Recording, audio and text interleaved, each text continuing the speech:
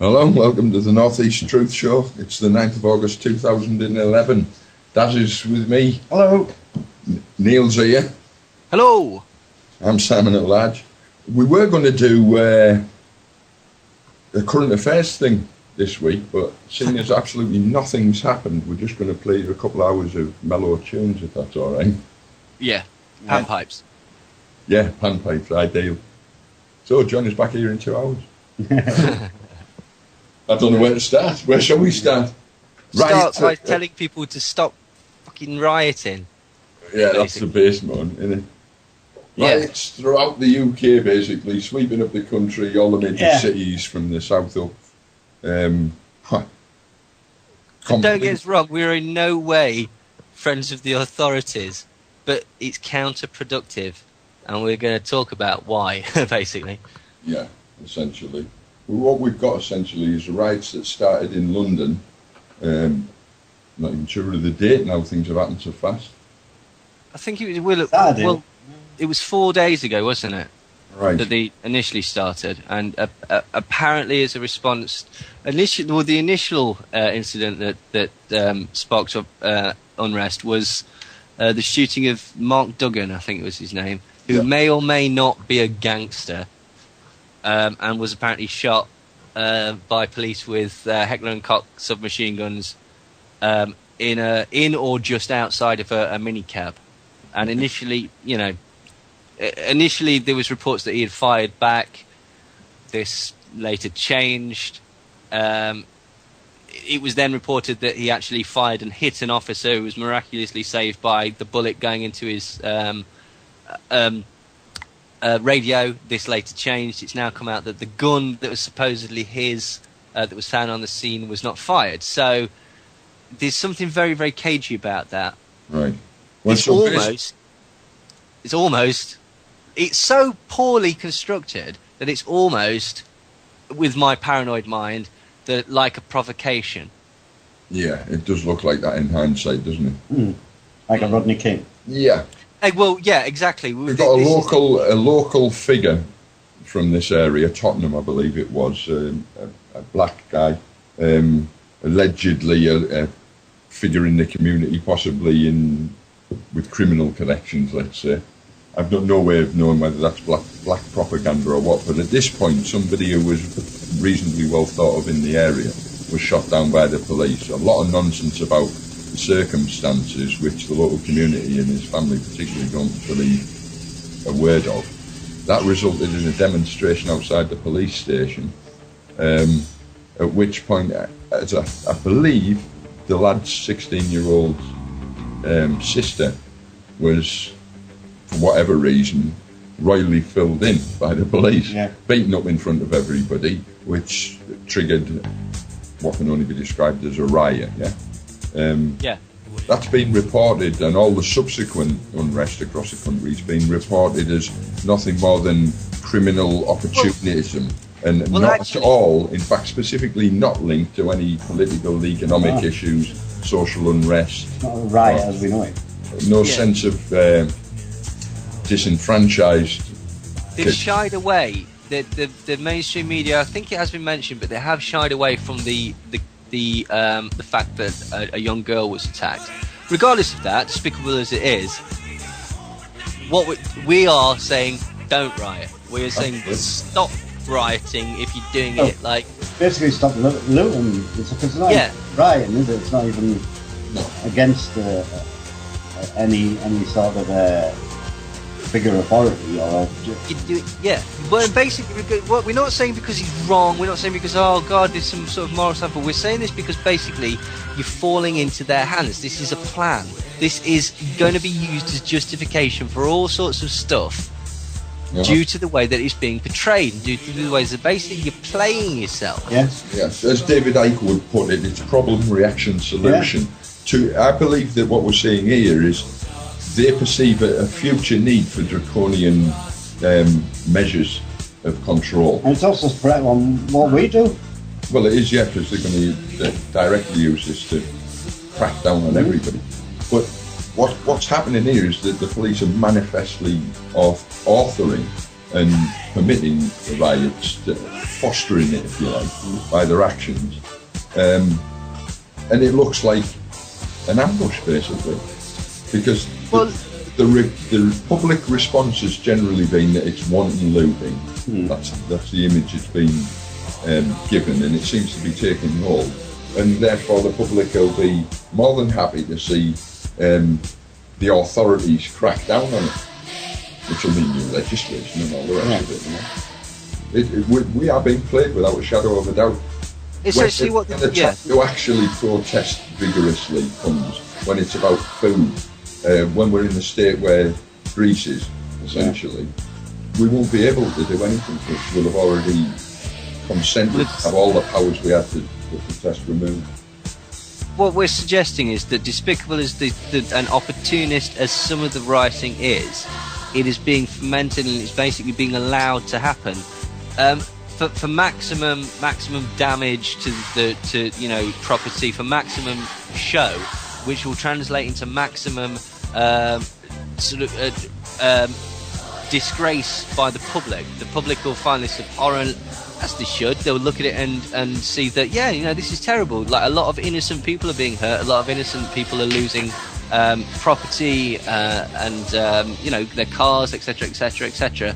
And rightly so, they will feel that those people, that is unjustified. It will scream for more severe law and order measures. Exactly, this is the point. The point is that people will then scream at the authorities, please authorities, please help us, please come in, what could you possibly do? We need to sacrifice some of our liberties to protect us from this rampaging mob. So water cannons on the street, rubber bullets, fine, that's absolutely fine. Bring the army? When people have been swooped up in the middle of the night, must have been a riot, they must have said something untoward on Twitter, etc., etc. Yes, exactly.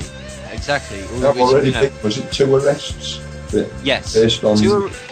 Based on comments that they've made on Twitter, which have basically been seen as incitement to riots, which, it's ridiculous. I mean, these guys, one of them, as Stevie pointed out, is a 15-year-old lad in Scotland who's probably written something along the lines of, go on, smash it, burn it down, some ridiculous adolescent thing that he doesn't really mean. He doesn't know what it means. He's just written it. But he could probably make the argument that it's absolutely devastatingly harsh satire. I don't take my account, because the things I've said about the government over the years online, I've been doing like. That's exactly the point, though, isn't it? Is that they've successfully steered the perceptions away from believing that all this unrest is anything to do with any sort of political, economic context. That it's just wanton consumerism run mad, basically, without the heel of law and order to keep it under control. I think you pointed out earlier on, Neil, that they're looting shops for CDs and screen tellies and whatnot. Bringing the army, they've nicked a couple of pair of Adidas and a couple of laptops. Yeah, sports shops and jewellers, etc. But exactly. But that, to an extent as well, we'll get onto that perhaps in a bit. But that's more isn't that more of an indictment of society in itself? That this is the things that people are willing to go to prison for. On that level, absolutely it is, mate. But it's also indicative that there is, when we say that the people themselves don't know what they're rioting over, for the most part they do. They're rioting for a flat screen telly and some trainers. Cheap tat. Yeah. Right. Let's bring this back, because basically we've sort of gone off really scattershot, and a lot of people listening to this will probably be going, bollocks, these are just nasty little chavs that need a thick ear. Right. Well, let's have a look at the way that when it started, particularly. We'll go back to the sort of initial provocation in a second. But the first thing I want to say is that when it was kicking off yesterday on the news, and we all watched it, there was a line of police at one end of the street. There was a line of police at the other end of the street, almost kettling them, but not moving. What they were doing was they were allowing them to destroy things. These people have been going on the news saying that, they were, wantonly and openly looting this area for an hour. I was calling the police and nobody was coming. It was ridiculous. This is what I'm saying I would argue that there's always an element of society that are disenfranchised and live outside of what you would consider the normal social moray. Now that's the fact of life. Anytime there's the potential for unrest, that element will loot and riot, etc. What we've got here is exclusively that group, at least in the media's portrayal of it. They're the only ones rioting. This isn't Greece where they're rioting over the behaviour of the banks or anything. Not ostensibly anyway, and it's certainly not being portrayed like that in the media. So what you've got is a dislocation between any moral justification for it, if you like, or economic, civil, political protest sort of issue to it. None of that at all. Yeah, let's just do a hypothetical, right, okay? What everyone's screaming out for at the minute is put the army on the streets, protect us from these rampaging hordes, right, okay? So what happens next time when when the price of energy goes through the roof or whatever, or even when it's the next student protest or protest against the wars or whatever it is that we happen to go along to, and like always, some dickhead will throw something at a policeman, and basically therefore they'll start kettling people. What will then happen is the army will come out and start hosing you down immediately, because they can't risk it turning into something like's happening today. So they will come down on you like a ton of bricks with everything that you were begging them to do to these nasty little chaps. They will do to you if it looks like it might possibly in their eyes turn into that sort of situation. So whatever you're asking for now is going to be the norm when anyone protests about anything. And very shortly you're going to have serious need to protest if that's your bag, because they know that's why they've done this. Essentially this has been manufactured from top to bottom, and they are falling for it at this point. They're giving them the perfect excuse to stifle any dissent in the future. There'll be mass arrests off the back of this. They've already made that clear in the media, that there have and will continue to be mass arrests. Yeah. They said it will track everybody down, like we would with a football riot. We'll identify every single one of you and everybody will be arrested. It'll be so normalised for people to be getting swooped left, right and centre. You won't know why. You'll just be expected to assume that they've said something or done something. It will become normal. On CCTV somewhere. Yeah. And let's put this absolutely clearly, right, okay? You might think you're fucking slick, right? And 2 streets away, put your mask on. You do realise how many cameras there are in every single city. They can track you back from the riot to the point that you put your mask on. They can track you back to your house, right? They will be able to mark your entire thing. So even if you come out of your house with your mask on, they'll basically just kick your door in. It won't matter anyway, because undoubtedly every one of them will have had a mobile phone on them, so every movement to within a couple of metres will be marked anyway. That's a very good point, actually. And if people don't believe that, just Google Echelon and find out exactly what Echelon is. Echelon can pinpoint, I was watching something earlier, actually. It was Bill O'Reilly, of all people. And he was talking about this particular, it was in his autobiography, actually. But he was talking about it on this program. And he was saying that they were looking for a particular spy. And the Russians were having a real problem with it because basically it was a terrorist, and they have a 5-minute delay, so he was able to use his mobile phone for 5 minutes or 4 minutes, and then hang up, and they couldn't find him. So they went to Echelon. I don't know how Bill O'Reilly was privy to this, probably through his sort of news career. They asked the help of the people at Echelon, which is the CIA, NSA listening device, and it immediately he picked up his phone, made it active, that sent out a signal, and within half a second, I believe it was, they pinpointed his location on the globe, and a second later he was dead. Yeah, literally. My brother just taken possession of an Android phone or whatever one of those is, and was. You got a contract phone, you fucking had it. Well, he just discovered that one of the functions is a street map that said "You are here." Couldn't understand how his phone knew he was here. Well, that's how it knows. So within 7 metres it is, and that's just one of the functions on a standard high street phone. So, and whatever you can get on your mobile phone, they can get at the other end. It's a two-way street. Don't forget, it's a telephone. Yeah. You know what I mean? So if your handheld will tell you where you are, it'll tell anybody who has access to the other end of the cell network, which is them, basically.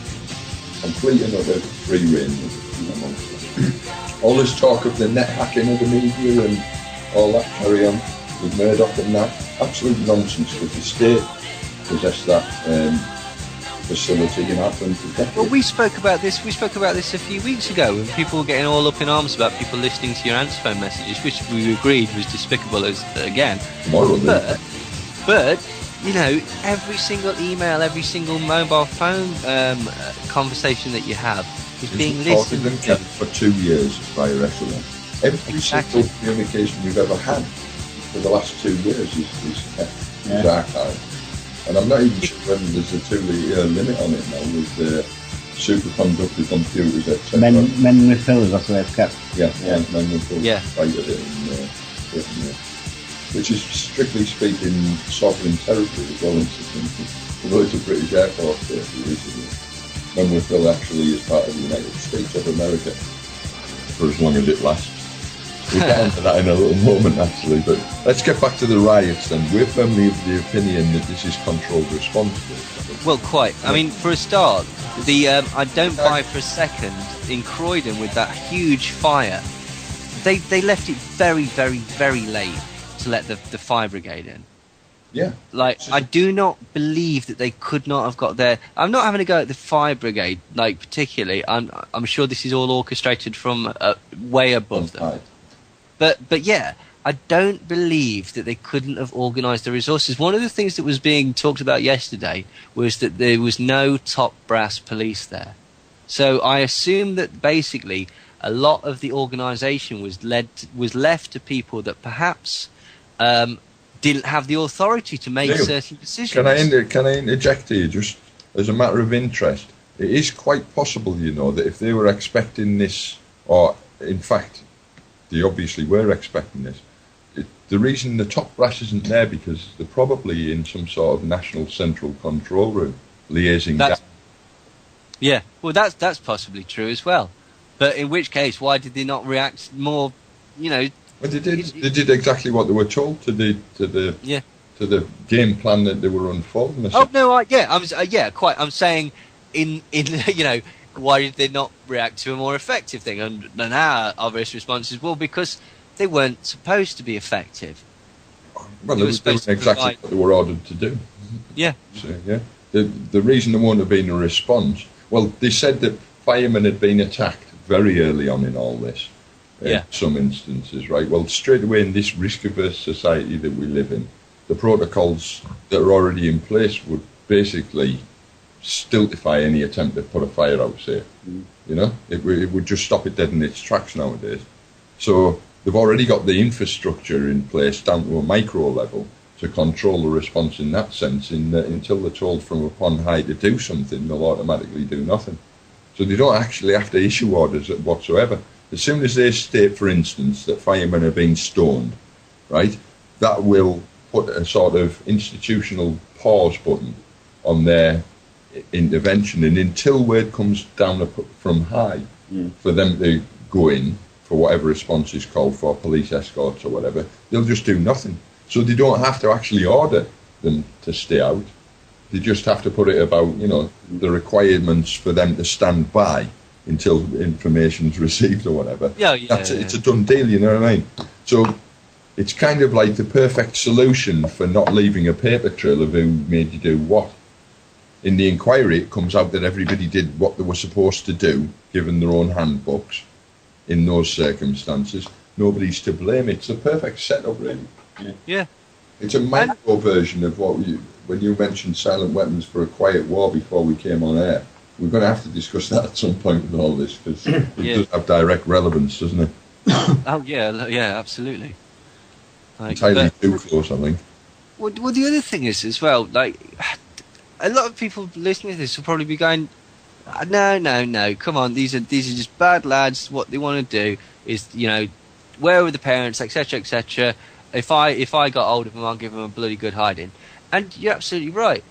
But the other thing is you've got to examine how the whole thing is being portrayed in the media and the way that they're demonising people so that you justifiably feel that rage against rioters. Not those people on the screen, not the particular people that are doing it, but rioters. It's a vocabulary thing, isn't it? Yeah. You're fixing visual imagery of rioting, etc., and a particular repulsion also, to that.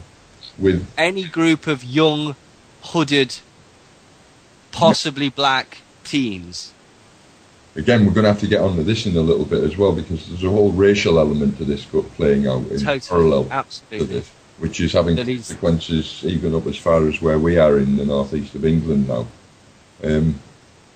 We might as well get onto that now anyway, in that sense. That in the northeast, we've got the EDL are starting to mobilise under a call to arms to defend against these immigrants, basically. I think that's basically what it boils down to. And the media have gone to some lengths to illustrate that this is an ethnic thing for the most part. And on that basis, all the right-wing nationalist idiots are coming. I heard the phrase "black youths" more than any other phrase on the news last night. And again, it's not actually strictly true. In fact, it's not true at all, right? Well, let's just look at it. Let's not get into the politically correct thing here. The places that are going off like Toxteth have a high that's true, ethnic proportion, let's say. So the places that are rioting might be them, but this isn't about a black thing. No, that's true. Yeah, that's probably. Although there are pains to point it out. I mean, if you think about it, in the inner city areas of inner city London, in Birmingham and Leeds and what have you, there's going to be a high proportion of ethnic minorities, or whatever you want to call them, just by the demographics in that area. You know what I mean? Yeah, exactly. It's pretty, and that, which is, again, more to do with the social conditions and the inherent sort of institutionalized racism and all these other things that are causing the frustration. That is basically the riots are symptomatic of a frustration, right? That is perhaps simplestly explained in the sort of class system, and the fact that basically in these particular areas there is nothing, and these people are told that you've got no hope. They are essentially disenfranchised from the social. You could even argue that what they've done and how this could be perceived is that Mark Duggan, he's obviously done all right for himself. Whether he's totally kosher or whether he's a complete gangster, who knows? I don't actually know. I know what the media is saying, but I also know that he seems to be doing all right in the photos. He's got some diamonds, some jewels, and stuff like that. So he could be seen as somebody who was perhaps doing well. Right. And you could argue that perhaps certain people within this area saw that the murdering of him was a particular slap down to that particular demographic. Do you know what I mean? You're not getting out because this is what we'll do to you. We're not going to allow you to get out of this. Again, building the frustration. And again, I'm not saying that's exactly what it is. I can't possibly speak for people, but you could see how that was perhaps a credible argument. Well, if you put it another way, then, if you were looking in a particular area and the task came down from upon high to identify somebody who would be the ideal candidate for a sort of Malcolm X style operation, let's say. Yeah. Then if you want to provoke a riot, you choose the appropriate demographic group and you choose an individual in that area who's likely to elicit a sort of passionate response, let's say. Yes. And then just the natural course of policing in this country and whatever can more or less see to the rest of it. If you want to provoke something, it goes down to, I mean, that's a sort of micro level I would imagine it goes down to. At some point Tottenham was picked as a good place to kick it off, and then somebody somewhere was asked, right, who do we do that will cause a riot that we can roll all this crap out of? Because it is literally a silent weapons for a quiet war sort of black flag operation manipulation. We said last week, and the week before, I think, that the Norway thing, in my opinion at least, was a distraction or a distraction event to cover the catastrophic economic collapse of the West, and that it would probably be bracketed by another spectacular we did say this. We said mid-August. We actually said 8th of August, actually. And this is it. This is your false flag. It's not a terror attack. It's an attack from within. It's a real Reds under the bed style scenario. Sorry, I totally interrupted you as well. You were going on about the racial element and how it's playing out as well, which is actually connected to the Norway scenario.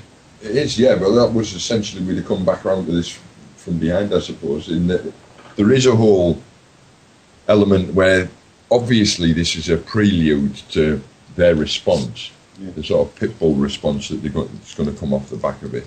We talked before we came on air about the likelihood of there being fatalities in all this, and I personally think it's likely to be firearms related at some point because things are going at such a pace now that somebody has been shot. Someone was shot dead in Croydon. Right. Well, my point is that this far down the line, this close to the end game, they must very soon enact a complete disarmament of the public. There's still a lot of shotguns in private hands, rifles, etc. They've been lining themselves up for it. At this stage in the game, if the rioting isn't completely quelled almost straight away now, then it's almost certain that some sort of martial law is going to be enacted. Okay. And off the back of that, a complete firearms seizure. And once you get to that sort of stage, then you really are right down the line. If you look at like history. Yeah. Plus, quite. I mean, you know, this is the angle that we come at stuff from. But yeah, it's disarmament of the population. It's imminent. Just go and read the history books and see who's done it before and see exactly what they did directly afterwards. Yeah. You'll be looking at Russia, China, and Germany. Yeah, but principally. So, I mean, there's so many different dimensions to this. If this is another spectacular as a camouflage for the global economic situation, I honestly think it probably is. On so many different levels. But the sort of racial element as well. You said that it's been played out almost as if it is like black teens and black lads or whatever that are doing it, despite the fact that like you can clearly see that it's a mixed. It's a completely mixed bag in all the photos, except perhaps in the areas where you say it's predominantly black families that actually live there. But that's a correlation. It's not, it's not a connection. Mm. But you were saying that perhaps certain groups are picking up on this. Yeah, well, like you said, the EDL definitely are, because we know for a fact they are, because we've spoken to some of them today. This is your tale to tell, basically, you mean? Yeah, just a couple of lads I fixed computers for. I've just seen them all gathered in the local town square, texting like mad. I just went over and said, what was happening? And they just said, we're being basically mobilised, you know what I mean, to defend our towns. Yeah.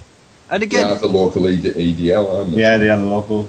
Is it EDL or EDF? I don't know. They don't even know what they are, I don't think. I don't that's about as much importance as I put in them. But the fact of the matter is that both sides, if this has been turned into an ethnic thing, then the right wing are definitely picking up on it.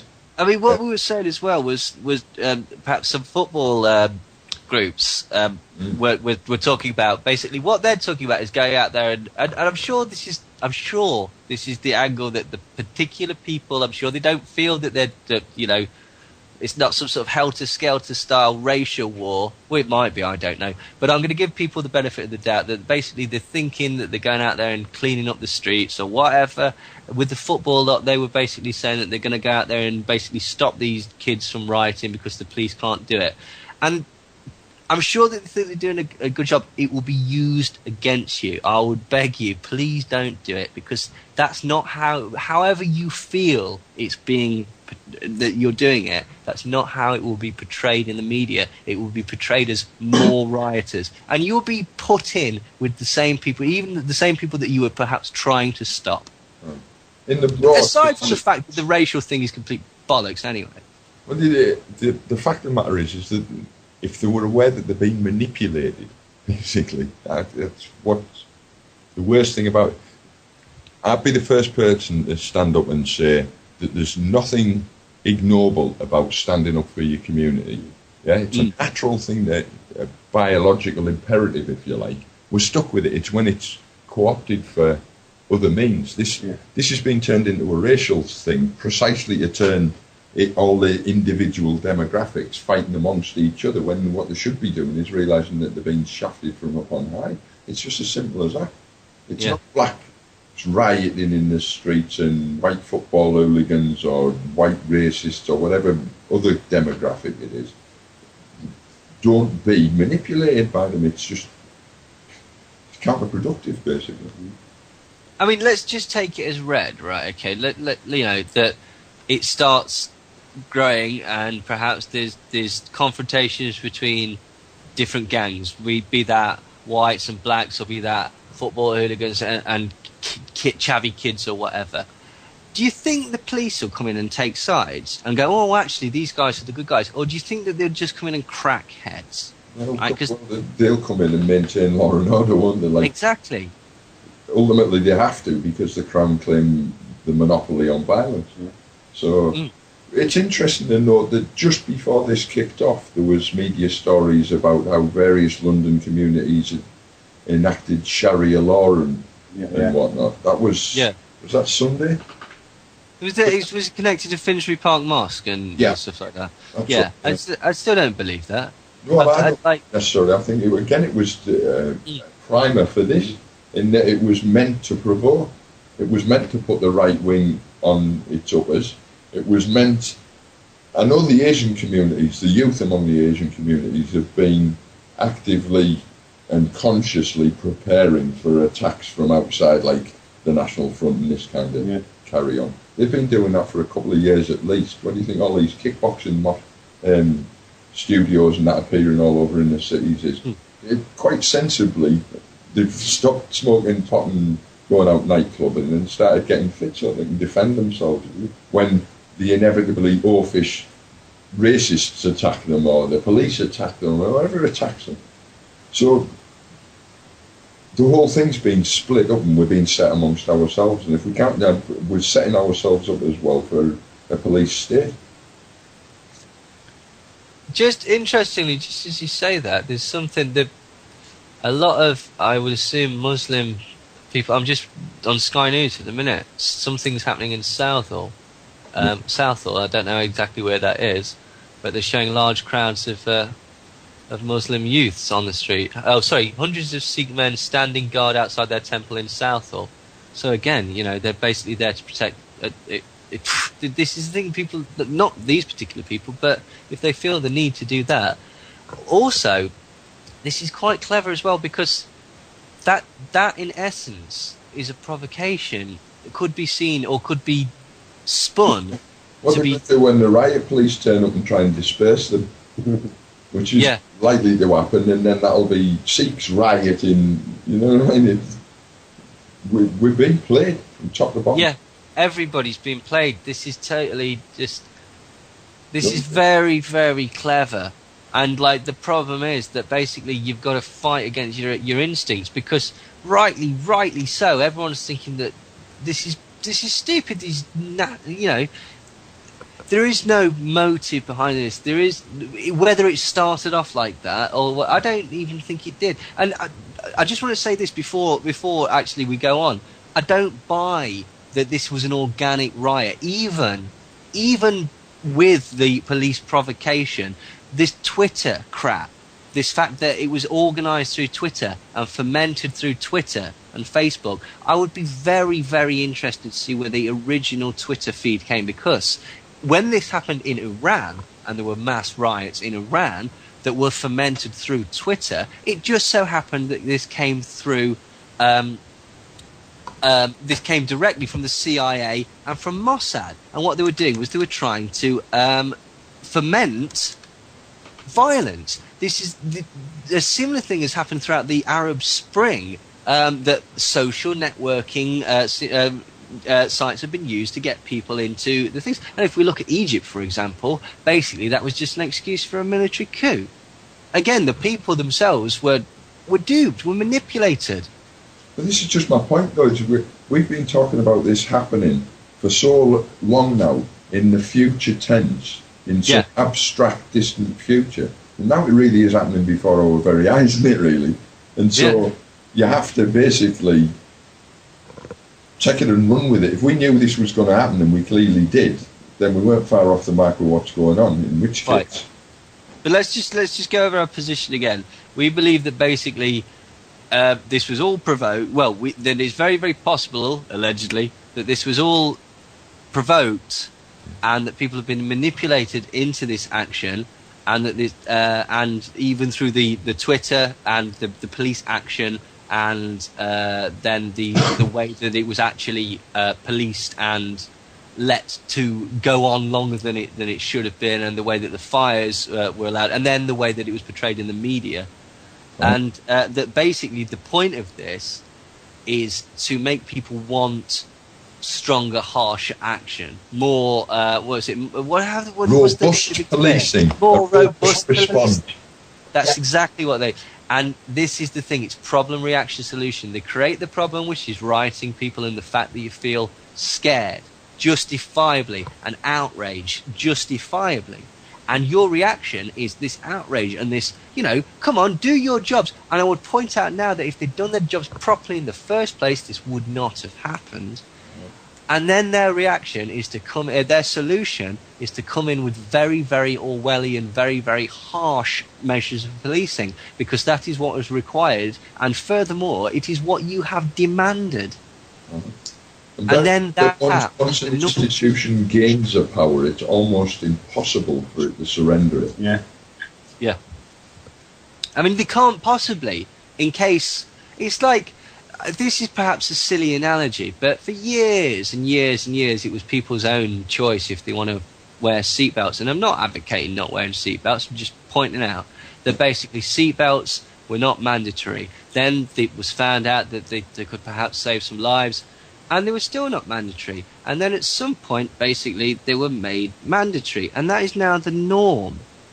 Now, whether that's a good or a bad thing, that is the norm. And it is now considered strange if you see someone driving without a seatbelt or whatever. Yeah, but that's the creeping degradation of our autonomy, essentially. It's been happening for decades now. Slowly but surely, there's squeezing autonomous action out of the equation in the social zeitgeist. Everything, we were talking about this in a total aside to this. You notice how many roundabouts have been supplanted with traffic lights now? Yeah. I know that's supposedly on traffic management grounds, but there's no good reason for them operating out of rush hours, and yet they still do in a lot of cases. Now what that slowly, a roundabout works on your reasoned judgment. You are on your own recognizance to try to execute a roundabout correctly. Yeah. Traffic lights don't do that. Basically prescriptive. It takes your judgment out of the equation and says stop or go. And this is the same thing that's happening right through society. Wearing seatbelts, aside of it being a juicy little revenue stream, which is another issue altogether, i.e. the fines, etc. But it's also taking away the conception that you have the right to choose. In 1,000 little nibbles going on for donkeys. That's the very nature of the society we live in. It's about slowly but surely co-opting your judgment. So you no longer make decisions at all for yourself, you just follow orders from upon high. That's the perfect civilization in their opinion. Yeah. Get everybody to just obey. Stop thinking. And the point is that basically seeing troops on the street, or seeing heavily armed police on the street, or alternatively seeing people having their skulls broken at protests, even legitimate protests, will become as normal as seeing people driving down the street with seatbelts. And the point is they'll be desensitised to it by then. Exactly, that's the other thing. That's the other thing that everybody's been saying because we've got this on streaming news at work. It's like, by about 4 o'clock, everyone was like, come on, can we have something different on the news? I'm bored with this. I'm completely bored. I'm sick of watching the same stuff. Like, that is absolutely the point. There's 2 points to the media. It's to demonise the concept of a mass collective, which now can be termed as a rioter, and it's also to make you sick and tired of seeing it. Sick and tired to the point where you just want somebody to make it stop, and I don't care how. Yeah. That's the classic thing, isn't it? Once you get to the point where you don't want to know anymore, you stop paying it any attention. Once you do that, then you don't notice what it's been applied to in the future. To the point where basically, again, riots have become so normalised, like a miniskirt. Nobody gives two shit. Well, well, actually, it's always pleasant, but you know what I mean. It's not the sensation that it once was, that it might have stirred in Victorian times. It's become normalised. So let's hypothesise that rioting and perhaps police shooting people or whatever becomes so prevalent and so boring that it's just not really reported on. It's it's scrolled along the bottom on that little red thing, but basically it's not really newsworthy to the point where we feel that we need to labour it. It's going on. You don't care. It's not. If it's not on your front doorstep, why do you care? It's somewhere else, and they probably deserve it because I've seen them on the telly and they're scumbags. Well, let's hypothesise then. Let's have a look, for instance, at what we think their ultimate goal would be. Because obviously, the more ambitious and emboldened they're feeling by their success, the bigger the bites they'll take. So let's imagine, we've talked in the past about how they'll want, ultimately it'd be nice if they had foreign troops on the streets, which are much better at controlling populations. So does that mean that this is likely to go on and ultimately result in that, or will they cut it short? Difficult to say. You see, my point is the longer they allow it to go on, the more widespread it is, the more justified they are to do that. At some point, they'll say, look, we don't want to put the army on the street, but things are out of hand. So we've done this halfway thing. We've asked European countries to help us out with police, that kind of nonsense. Still falling short of actually putting the army on the street. So we're not like Syria or any of that sort of carry on. It's still that, good old English Bobby on the beat. He's just now from Serbia and he's carrying an assault rifle. Yeah, totally. Well, that's been the sort of a special of conspiracy theories for ages, but you could see how people would beg for it. If we're in wars overseas and stuff like that, we can't be wasting time with. I'd be interested to see how many troops there are available. To be honest, that's already been voiced in the mainstream media, actually, Neil, in that they're already saying that our troops are elsewhere engaged, and that there aren't that. I think that was a member of Parliament saying that there aren't that many troops available. So I don't think we have a great reserve for civil unrest sort of contingencies. Again, you could argue that having our troops away fighting in foreign wars is the perfect excuse for a European-wide police force. We're getting actually into the next big topic. I think we'll probably go for a break about 10 o'clock, guys, and then we'll come back. We'll deal what this is probably all about ultimately, which is the global economic and political situation, especially in the West, which is beggars belief, doesn't it really, when you look at it? Yeah, well, yeah, I mean, the thing is that basically as well, there's going to be a lot of sort of copycat riots as well. I mean, there already have been. It's going on right as we speak. Mm-hmm. That's it, isn't it? It's more like a viral now. Yeah, and people have seen that it can be done, and I would argue that they've let people see that it could be done. Exactly. And I would also again say people, just because it can be done doesn't necessarily mean that it should be done. You can cut your legs off. It doesn't necessarily mean you should do it. Yeah. What they've essentially done is some might say that was a stupid thing to do. The authorities have deliberately let the dogs loose, so that they'll be justified in the crackdown that they intend to quell all of us. Should we go for a break, guys, and we'll get back to this when we come back? Yeah, cool. Right. Well, hopefully Steve will have a record or two for us. So. We'll go for a break now with the North East Truth Show. It's the 9th of August 2011. We'll be back in a couple of minutes. Inch plasma TV. And I'll go and kick in a window for it if I can't get it any other way. Welcome back to the North East Truth Show. We've got a guest caller, you might say. Freeman Jack's come to join us from Riot Central by the sounds of it. Well, not tonight, but last night it certainly bloody was. Jack, you're situated somewhere between Peckham and Lewisham, right? So in the middle of all the rioting tonight, yeah? Pretty much epicentre. I was out last night driving through Peckham as it goes, went over to see our mate Moonview. He's just on the other side of Peckham over at Camberwell, and I had to literally drive a big sort of circuit around Peckham because every road was closed off by ranks of riot police. But then on the way back, the town had just been opened back up. They had like 1 or 2 policemen posted on each smashed-in doorway, and the whole town was opened up, but it was just a wash of broken glass. Really strange sensation driving out last night. Really, on the way out it was odd, and on the way back it was even odder. Well, this is what we were saying. We were saying that perhaps the response was a bit strange and lacklustre, perhaps. What would be your perception, bearing in mind like that? You were there. I was saying while we were off air that I believe that I have assembled a reasonable narrative of the entire sequence of events. So perhaps it would be easier if I just broke in with that. Yeah. First of all, we've got the death, a rather strange death of Smiley Culture in Tottenham. He was a bit of a small-time reggae star, but I think a bit of a local celebrity.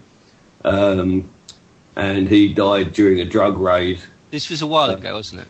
Yeah, it was only 2 or 3 weeks ago. Was it? I thought it was. Yeah, it really wasn't. I may be mistaken. It certainly wasn't a long time ago. It's in no, relatively, yeah, but it wasn't like it wasn't an immediate. No, it wasn't like last week. Yeah, yeah. The rumours had been circulating that Smiley Culture had assembled some information about the activities of the local drug squad, and they're basically being implicated in the supply of drugs, rather than the removal of them from the streets of Tottenham, more specifically crack cocaine. And he was campaigning against cocaine. Yes, he was campaigning against this. Now, funnily enough, I think... Oh, yeah, I've got some in here. Sorry, love, you can speak. Don't want to. Come on here. The Smiley Culture was... so the concept is that he was actually campaigning against drugs and was perhaps compiling evidence that the police that were supposed to be doing the same job were actually supplying the drugs into the area. Yeah, that's certainly the word in the local area about that. Right now, in addition to this, I have had word that this Mark Duggan was in fact either a direct familial relative of Smiley Culture, or was, a distant cousin, nephew, nephew once removed or whatever. Yeah. Mark Duggan being the guy that was shot. And that I have second-hand news of somebody who was in receipt of the BlackBerry message that he sent out to his contact group 15 minutes before he died, where he is basically saying that there is, in his own language, that the streets are full of armed police, but that he's still going to wherever he's going. Now, this is not the actions of a gang member with a gun in the minicab with him. No. Now, you would turn around, you would head back out of the area, or you would go and put the gun in a safe house and then continue about your business. You would not drive into the jaws of the lion. Certainly not if you were this character as the media have portrayed him as some sort of reasonably high-level local gangster. He would be cleaned up enough that his face would be known, that he was likely to get turned over if there was a big police activity in the area. And he would have the intelligence, if he was carrying anything, to get shot of it. He wouldn't drive straight into the area if he had anything to hide, because he'd know he'd be a prime target for a pull. Well, the best take that I've got on that so far is that he's possibly, again, a family member of one of these local drug gangs. Right. Yeah, so he's not directly implicated in the drug gang itself, but is a peripheral member of one of the local drug gangs. It's also funny to notice that all of the publicity shots of him have not been of him with his 4 kids. No. Because he was a father of 4 children, but of him posing, making a gun shape with his hand. Or possibly a come over here thing, That's the That's a local hand gesture. Well, yeah, all the local there's probably not a single fucking kid within 2 miles of it who haven't got a picture of themselves on Facebook pulling exactly the same gesture. Right. Oh, great! We used to do it. You know, that's the point. It's about pretending to be hard. It's important to point out. The particular stance that he's taking, the way he's holding his head, the way he's holding his hand, it's a gun. It's a gang gesture. Right. Yeah, but it's the sort of thing that you would pull if a policeman was passing. You might pull that pose. Yeah, just simply to let the policeman know that he's entering into gang territory and he's got something to worry about. Yeah, it's a bit like putting 2 fingers up to the old bill. Jack, while we're on, can you clear something up for me? Is within the local area, is feds reference to just the general police? Yeah. Right. Yeah, feds is just a word for any member of the police force. Right, different terms in different areas. So I just want to make sure, because obviously we do have UK. Okay, so we got the shooting of this mark on Thursday night. We then have word going around the local area about this text that was received by many family members and other members of the local community. 15, as I say, sent about 15 minutes before he died, and the family get to hear about this and understand the implications of this. You know what I mean? That basically this message says that this boy was unarmed. So we've got unarmed 20-something-year-old father of 4 murdered by 4 policemen in cold blood in the streets of Tottenham, and they have a peaceful announced march. This wasn't any kind of riot. This wasn't anything that was ever intended to be anything other than a demonstration of solidarity from the community. And do you know what they went to the police station to do? Yeah. Has any of you heard what that group actually went to the police station to do? No. On the mainstream media? Not a word. Just that it was a demonstration. They went to report the murder of Mark Duggan. Right. They were not allowed to enter the police station to report the murder of their son and brother. They were held outside the police station as a group for 3 hours. Nobody spoke to them. They were not allowed to enter the building. They were not allowed to step onto the property of the building. So they were held at arm's reach for 3 hours. After 3 hours, the main family members, obviously very upset, have had enough and decide to leave to go home. At this point, as the group starts to move away from the police station, a 16-year-old girl goes up to the row of police that are there to drive them sort of down the road and stands and starts finger waving and generally making a nuisance of herself.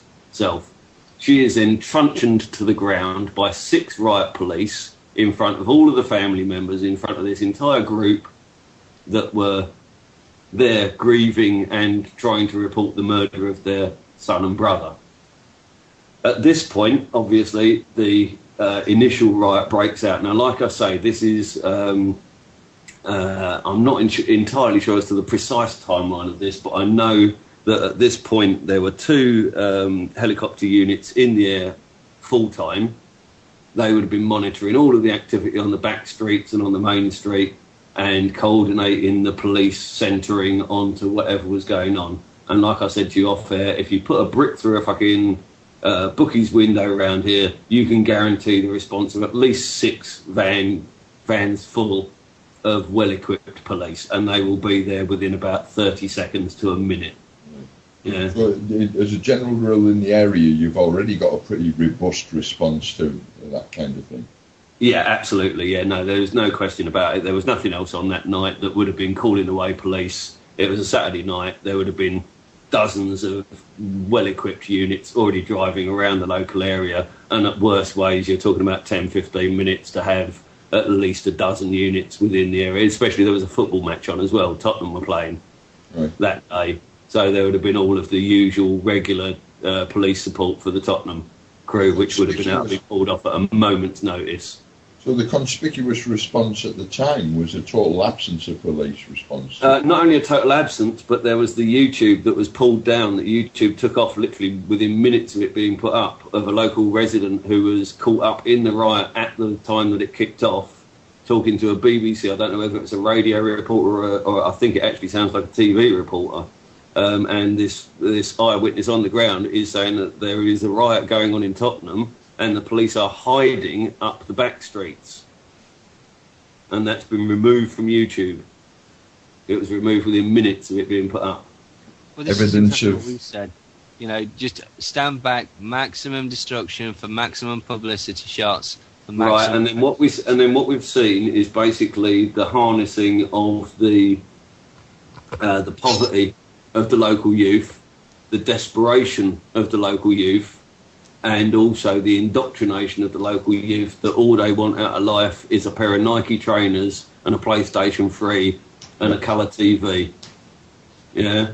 Uh-huh. So what you then do is you then give carte blanche. I was hearing reports there were callers coming in on the local radio stations reporting busloads of hoodies, as the local vernacular is, masked up, all talking to each other and talking on their phones about which shop they were going to turn over in Brixton. And when these groups of 20 or 30 youths were getting off the bus, they were being coordinated and directed by somebody already there. Mm. There were other reports in Brixton of looters going through the police lines, collecting armfuls, if not trolleyfuls of goods, being allowed back through the police lines, and doing this more than once. Looters were being seen making repeated journeys through the police lines to go and loot. And in every single response on the Saturday night, when there was basically pretty much a media blackout in London, there was no reports on the news whatsoever, except for on a local radio station that was reporting it pretty precisely, mostly because they're a phone-in station, and it would have been pretty hard for them not to cover it. Mm-hmm. Yeah, but there was pretty much a media blackout going on in London, if not worldwide, because I think that riots in London, you know what I mean, British capital city is probably global news, if not local news. Mm. Well, it certainly made the international news by Sunday. Oh, yeah, it's been on. Yeah. Well, I was watching all of the news feeds on Sunday, and trust me, they were not reporting what was going on. No.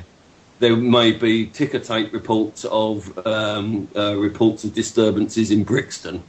By this time, Brixton was fucking ablaze. Yeah. Oh, right. Yeah. I mean, Sunday night, yes, we've all seen the rolling news all day today, but Sunday night I was on air all night, basically playing out as much of the information as I possibly could, because I knew the mainstream media was not covering it. I was actually relaying our local London station over TNS through the middle of the night, because I knew that this was not going out over the mainstream media. But the real specific of that was that every single town that was hit with exactly the same modus operandi. The youths bust in. They didn't, you know what I mean? This isn't some private secret army. This is a whole bunch of hooded youths, you know what I mean? You see 6 of them walking down the street, you get alarmed, you notice. Right. Yeah, if you've got 20 or 30 of them descending on a place, the police know. Yeah. All right? Police were basically allowing all of these youths into the area. They were waiting until all of the shops were looted and fires were being set. Then they would move in. Only then would you see any sort of action. So it was quite patently clear that they were under orders to allow the looting, to let the riot continue until such point that it became that they had to be seen to be acting in order that questions wouldn't be asked. Well, see what you see. And all of this business about manpower is an absolute nonsense. They're talking about 17,000 police on the streets of Britain tonight. There's 35,000 police in Britain, in London. Yeah. 35,000 active service police in this capital. That's more than enough, isn't it? It is. It's interesting that even up here there's a massive police presence on the streets today. Like, in Newcastle, Teesside, generally, there's the streets are awash with ARVs and vans. Like, I've been seeing some very odd vehicles on the road today. I thought I was well versed with the equipment that the police had at their disposal, but there's been some very odd armoured vehicles driving the streets of London. Oh, look, there's some of them on the telly now. Right now, if anybody's got the BBC News on, look at those fuckers and tell me they're not straight off the street of New York. Well, I've never seen those. That's Met Police as well. Anybody watching the BBC News feed now, you can see these bloody, I don't know what the hell they are. I'm in Naz's at the moment, and he won't have one in the house, will he, Dad? So. Oh, well, I haven't got to tell you. The blue vehicles. Oh, yeah, these white vehicles. They are very New Yorky, aren't they? Well, I can't see these, but is it possible that there's a sort of area denial device that we were talking about earlier? Right, no, that's... They did name them on the BBC, and they did say it directly from America. Really? We're talking about these big blue things, these armoured vehicles. That's what was interesting, where they played that in the media, that basically they brought this in right at the end, and that, and only that, stopped it. So perhaps, armoured vehicles is the way forward. Yeah. Certainly an escalation in what we used to. I'll tell you what, it's strange that we've seen almost no banks hit.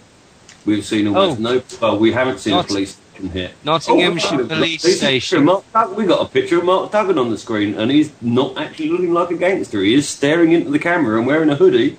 Apparently, Nottingham City Centre Police Station has been firebombed by 30 to 40 men. Excellent. About bloody time, young men. Yeah. Turn on who you should be turning on, not on the bloody shops and people that supply you with the stuff that you want. It's ridiculous. And Leicester as well. It's going off in Leicester. This is my point. I personally, first of all, one thing that I have to say in all of this is I come always from the perspective of positivity. And my take on this, I've researched deeply into the Mayan calendar, and I have actually been waiting for the 5th night of the 13th Bacton, and in my mind, this is now the 5th night of the 13th Bacton, and it will be mercifully short. Probably 2 weeks at the most.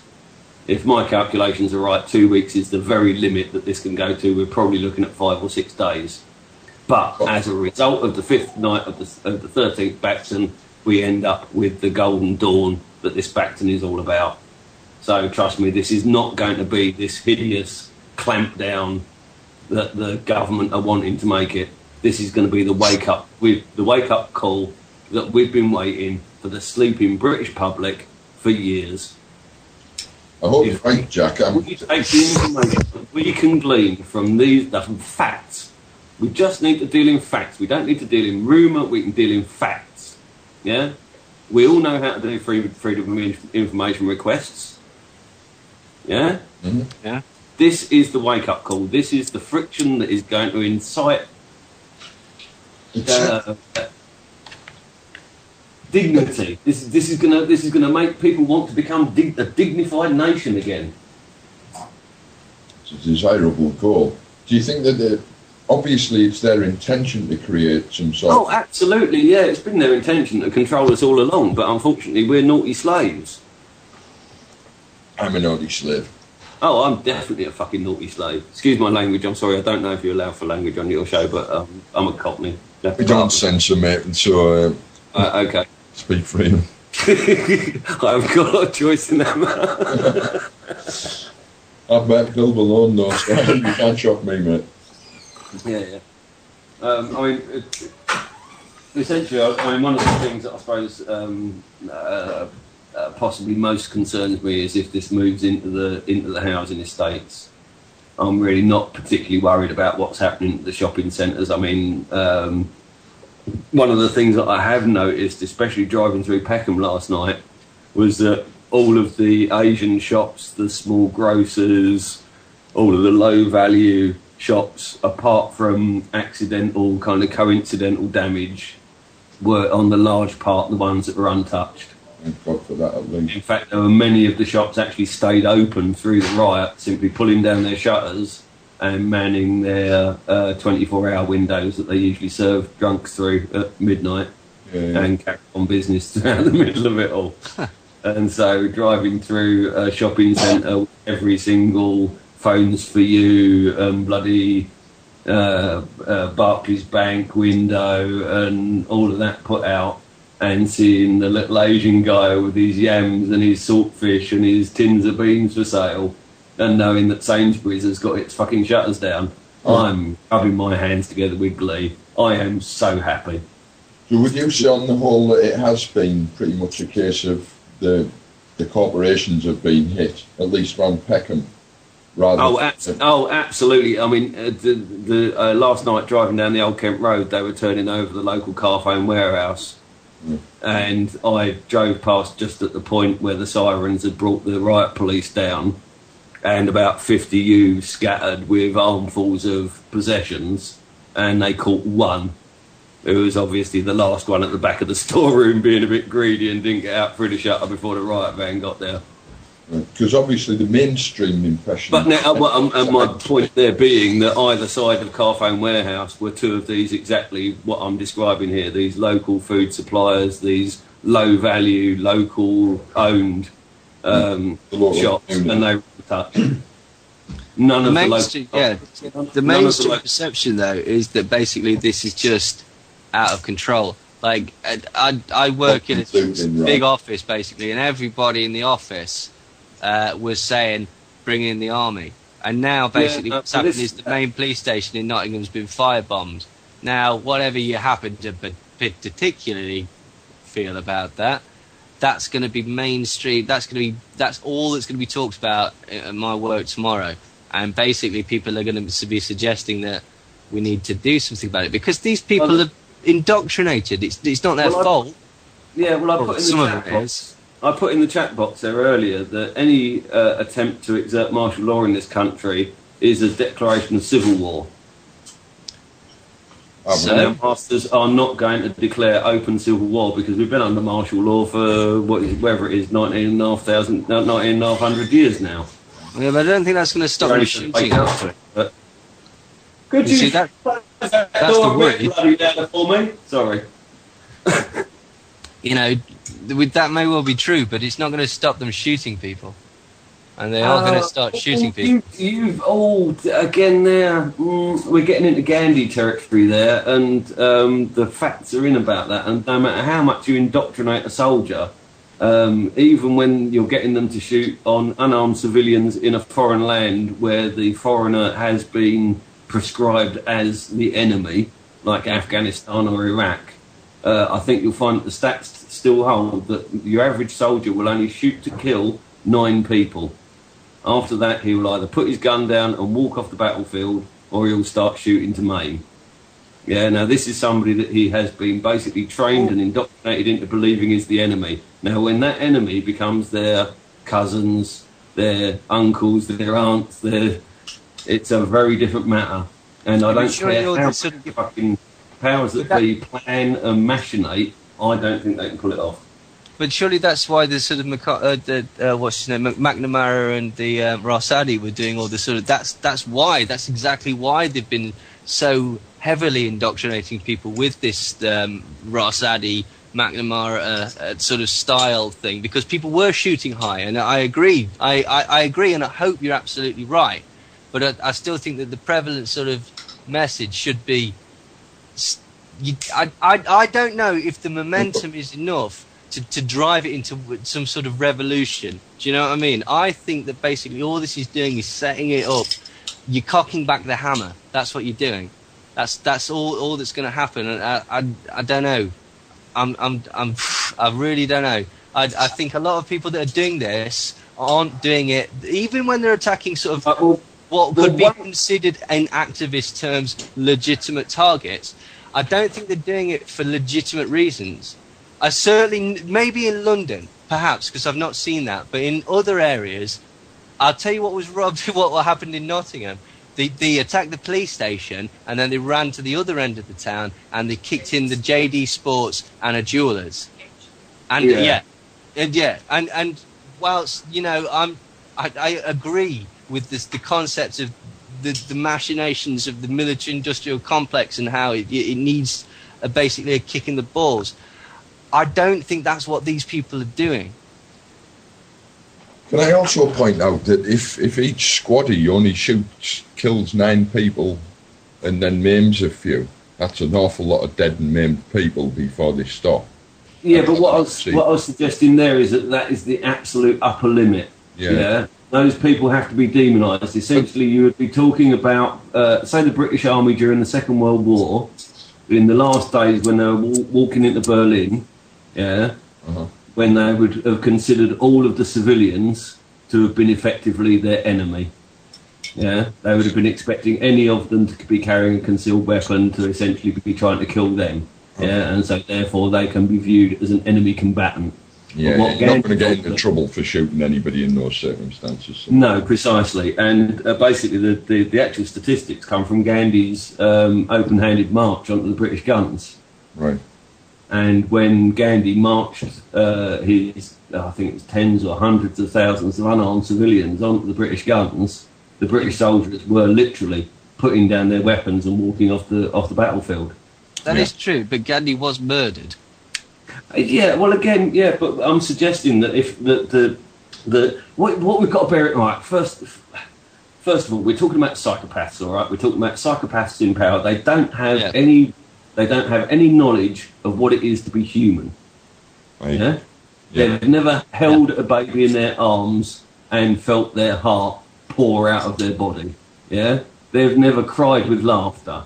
Yeah, they've never even experienced probably an orgasm like any of us will. Okay, the very simplest of pleasures of life are denied to them. Yeah, they're not in any way capable of creating anything, are they?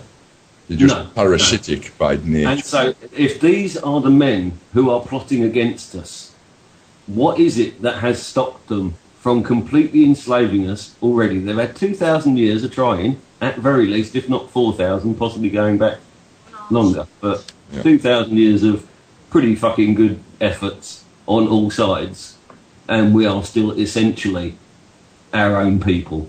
Oh.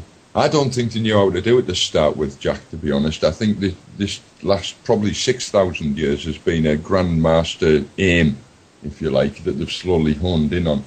Technology and knowledge, etc., has got to the point where they think they can do it now.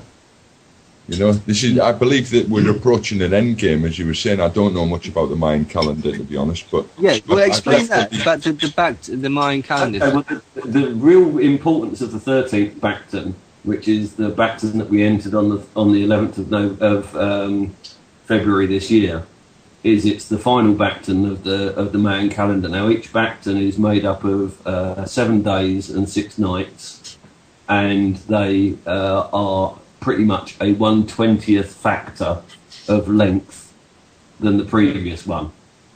Okay, so this Bacton is whatever it is, 560 days long. The previous one was almost 10 years, I think, or certainly 5-6 years. The one before that was 25, 30, 40 years, going right the way back to one that was 16 billion years long. The first Bacton was like almost the length of the universe, except for the last few minutes.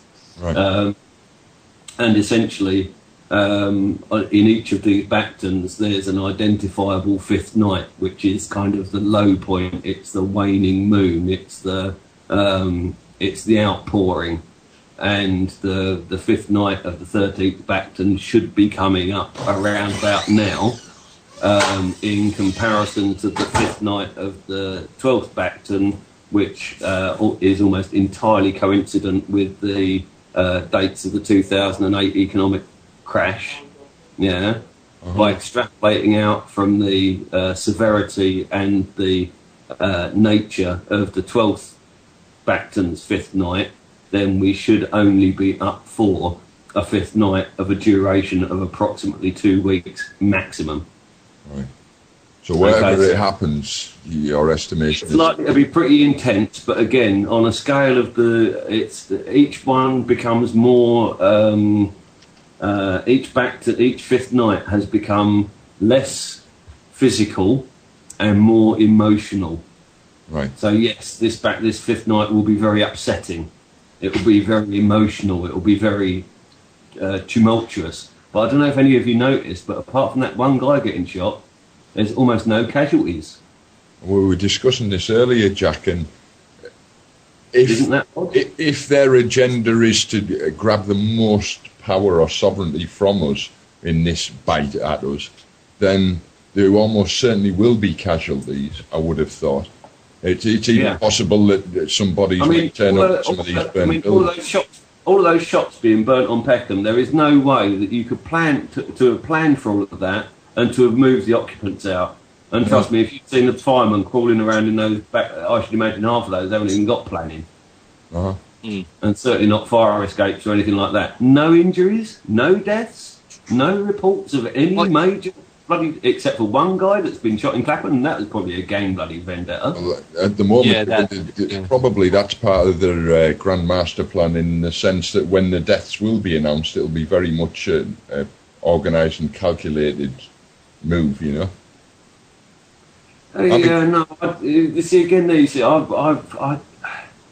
I hold with this bit. You see, I've come to see everything that happens. We think ourselves to be above or outside with nature, but I tend to hold with Terence McKenna's attitude that we are nature, and that everything we do is as natural as everything else in nature, and that taking that to heart means that what is happening is a natural event. Yeah, no matter how many machinations of police and all the various conspiracies that we could describe that could have coalesced to make this event, what's actually happened is a natural event. The polarities of the desires for freedom and the oppression of state have naturally caused this cycle of events, and that is something that had to happen. And the other really important thing about the 13th Bacton is that the 13th Bacton is the Bacton of conscious co-creation. Since the 11th of February this year, we've been in the Bacton of conscious co-creation. We create what is happening now between us. I agree, Jack. What I'm saying is that if we know this, I'm sure they know that as well. And I agree that it is natural, I think, in that it is going to happen. And they also know it's going to happen. That is why they do what they do, to try and influence the outcomes of it, you know. I believe they have just as much foresight of the different calendar sequential nature of events, a sort of a roadmap for the future, and it's there. Yeah, I mean, the only thing that I would suggest there is, having dabbled widely in tarot, in astrology, in many of the divination forms, that the one thing that you cannot take to any form of divination is an expectation. Right. That if you bring any preconception to it, it will simply tell you what you want to hear. So is this like a novelty event, what McKenna talks about? Certainly, yeah. This would be one of the big dips on the time wave zero theory. Right. And on any dip on the time wave zero theory, there's an equally big yang the other way. Uh-huh. Again, I think they probably know that as well as sort of you do in that sense. I go back to that issue. I still think that everything you say is true, but they are desperately trying to influence the course of outcomes, let's say. And I say let them. Let them try. No, let them. It's important that it all happens. That's the secret. It's also important that we do our part to counter their influence, I think. Absolutely. So let them, and we'll do our thing, and we'll win, because it's the nature of things. The nature of the universe is positivity. Well, I still think we can win this. I hope you're right. Anything that tries to act against the nature of the universe gets slapped in the face. It really does. It might try, but it'll only succeed in those directions that the universe already wants it to flow, because it's a fractal. Yeah. Well, the psychopaths probably don't accept that you can't control it. No, and that's what they're constantly trying to do. They're playing their games because they have all of this arcane knowledge that's been handed down to them through their secret libraries, and they think that it gives them power, because when they meddle with it, their fingertips glow blue and they freak their mates out. But at the end of the day, they don't know how to use the shit. They've got no idea. They've had it for 2,000 years. What have they done with it? I could do more of it right now than they've done with it in the 2,000 years that they've got. See, they've only been learning about it for 20 years.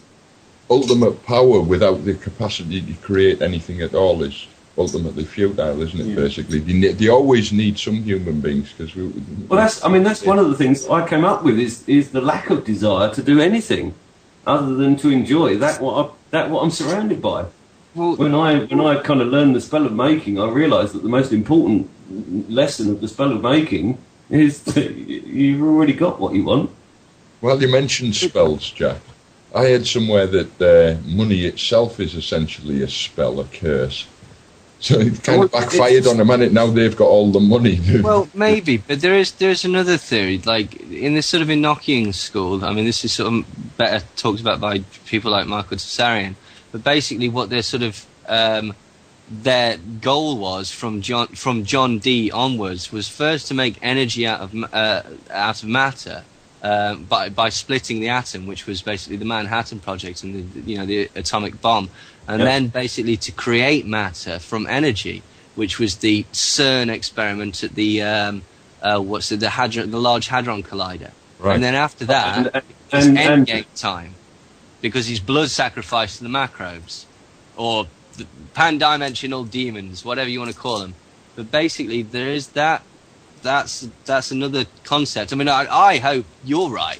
Do you know what I mean? Like, but well, again, it's back to the 13th Bacton is the Bacton of conscious co-creation. Don't hope that I'm right. Join me in knowing that I'm right. Yeah. No, I know exactly what you mean. I do know what you mean. Listen to the doubt in your voice, man. I'm watching what's going off. Like I'm sat. Listen to the lack of conviction that you're able to state things that you say that you know. Surely, if you know, right, Jack, mate, I'm sat listening to people who are begging them to start shooting people. I'm sat all day listening to people at work who are telling me the best thing to do is to get the army and drive a tank into them. Right? That's the mentality of people. Well, I'll tell you who I'll be if that happens. You remember Tiananmen Square, the little guy with the bag of shopping? Yeah. He was disappeared shortly after that, no, Jack. I don't. They can disappear me whenever they fucking want. I've thrown myself at life with abandon for 47 years now. I don't plan on stop. I've tried to kill myself more times than they can ever possibly try to kill me. Well, my attitude, Jack, is I'm just not frightened of whatever they can do to me anymore. I'm still not going to stop doing it. My boy was diagnosed with attention deficit disorder, and his specialist, that fucking noisy git, and his specialist wanted me to get tested because he's convinced that I've got it as well. But one of the features of attention deficit hyperactivity disorder is a vastly diminished sense of fear. And anybody who knows me knows that's bloody true as well. Actually, Jack, it depends which way you choose to interpret the disease as well, doesn't it? Oh, no, it's definitely not a disease, and it's definitely not a disability, neither in my case or in Michael's case. The only disability is in trying to bloody fit with the rest of society. Well, no, we're ex-people. That's my point, mate. You're supposed to have an attention deficit. And you haven't, so you're disordered. Yeah. All right, gentlemen. Well, I'm going to let you finish off your show because I should really fucking save my rent to my own show. I couldn't even come on the air this week. I was so blood boiled. But Jack, mate, so even us pure of heart can get foul-tempered at times. It's a natural response to the world we live in, mate. Don't worry. Oh, you don't even want to know what happened to me last week. Oh no! Fuck it. I'm going to say it out loud. I'm going to say it out loud. We were borrowing a Land Rover Discovery off a very good friend of ours, an old chap, just up for retiring, got all sorts of problems that he's just an angel dealing with. Lends us his spare Land Rover Discovery. It's only an old J-Reg bloody thing. Gets out of date by tax by 2 days on the windscreen because he's up at the hospital seeing to his daughter rather than going to the post office and buying the tax. The local DVLA crew that run under the trading name of NSL Limited come round, spot the thing with an AMPR van, call in 2 recovery lorries, pick it up and take it, and are denying all knowledge of it. That'd be right. They were witnessed by 3 local witnesses that see them take it, and they're saying they didn't touch it. And funnily enough, they've just moved their yard from where it was next to Belmarsh Prison down to right next door to a container shipping port on the Thames. And their yard's almost empty of cars. Well, it is a kleptocracy, isn't it, mate, at the end of the day? Well, you think about it, all right? They've got that up on the back of the thing. It's out of tax. They're a tax collecting crew. What's the old builder going to do if they stop them with it on the back? Not a thing. It's a win-win. Probably just put their hand out for their share, I would have thought. Well, yeah, tell me about that. Well, funnily enough, when we've reported it to the old Bill, which I was really, really reluctant to do, but seeing as it's this old chap and we have to do for the insurance for his bit part, and obviously it's like corporate crime, so let the corporate police deal with it. It's none of my business. Basically, they've done nothing but try and persuade both myself and all of the witnesses that we were somehow mistaken and that this must have been somehow a van that was carrying DVLA stickers but was basically just a plain crook just stealing the car. Yeah, but in all honesty, crooks tend to be more discerning than that. If you've gone to the lengths of getting a recovery truck and liverying it up, you're not going to steal J. Red's Range Rover. We're talking about four-wheel lift trucks. Yeah. How many car thieves do you know go around with four-wheel lift trucks lifting anything other than Ferraris? Because they're the high. Exactly, yeah. So, well, at the end of the day, that's what the police would tell them to do, isn't it? Yeah. That's what they get paid for off the geezers with the recovery trucks, presumably. Well, they're desperate to get the conspiracy charge taken out of it. I wanted it dealt with by the CID, and they're trying to keep it within the car crime unit. Well, they're probably not sharing with the CID, are they? So. Well, when I said it was a conspiracy to commit theft, they've gone, oh, no, it's just a car theft. And I said, no, there were 2 lorries there and an AMPR van and the office denying all knowledge. That's conspiracy. And they're like, oh, fucking all right, okay, and have to write it down. Yeah, you'll get yourself flagged up if you keep that up.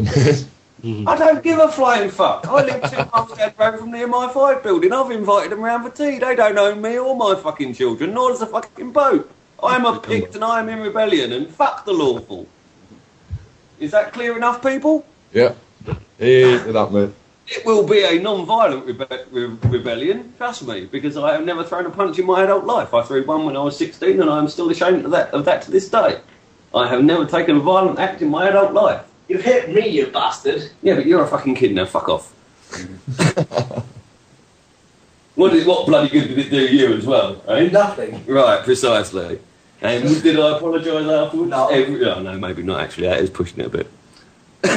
Anyway, rant over. Gentlemen, I'm going to leave you to your show because I've got a cup of tea to drink and things to do. But thanks for letting me on anyway. And again, sorry to people for who were wanting to tune in on Saturday. I had a bit of a, as you know now, I've had a bit of a rough week. Never a day goes by without a drama, is it, Jack, mate? Oh, fuck it, and it's getting mad, isn't it? I don't know about you, but... Oh, mate, you wouldn't believe it. You couldn't write the shit.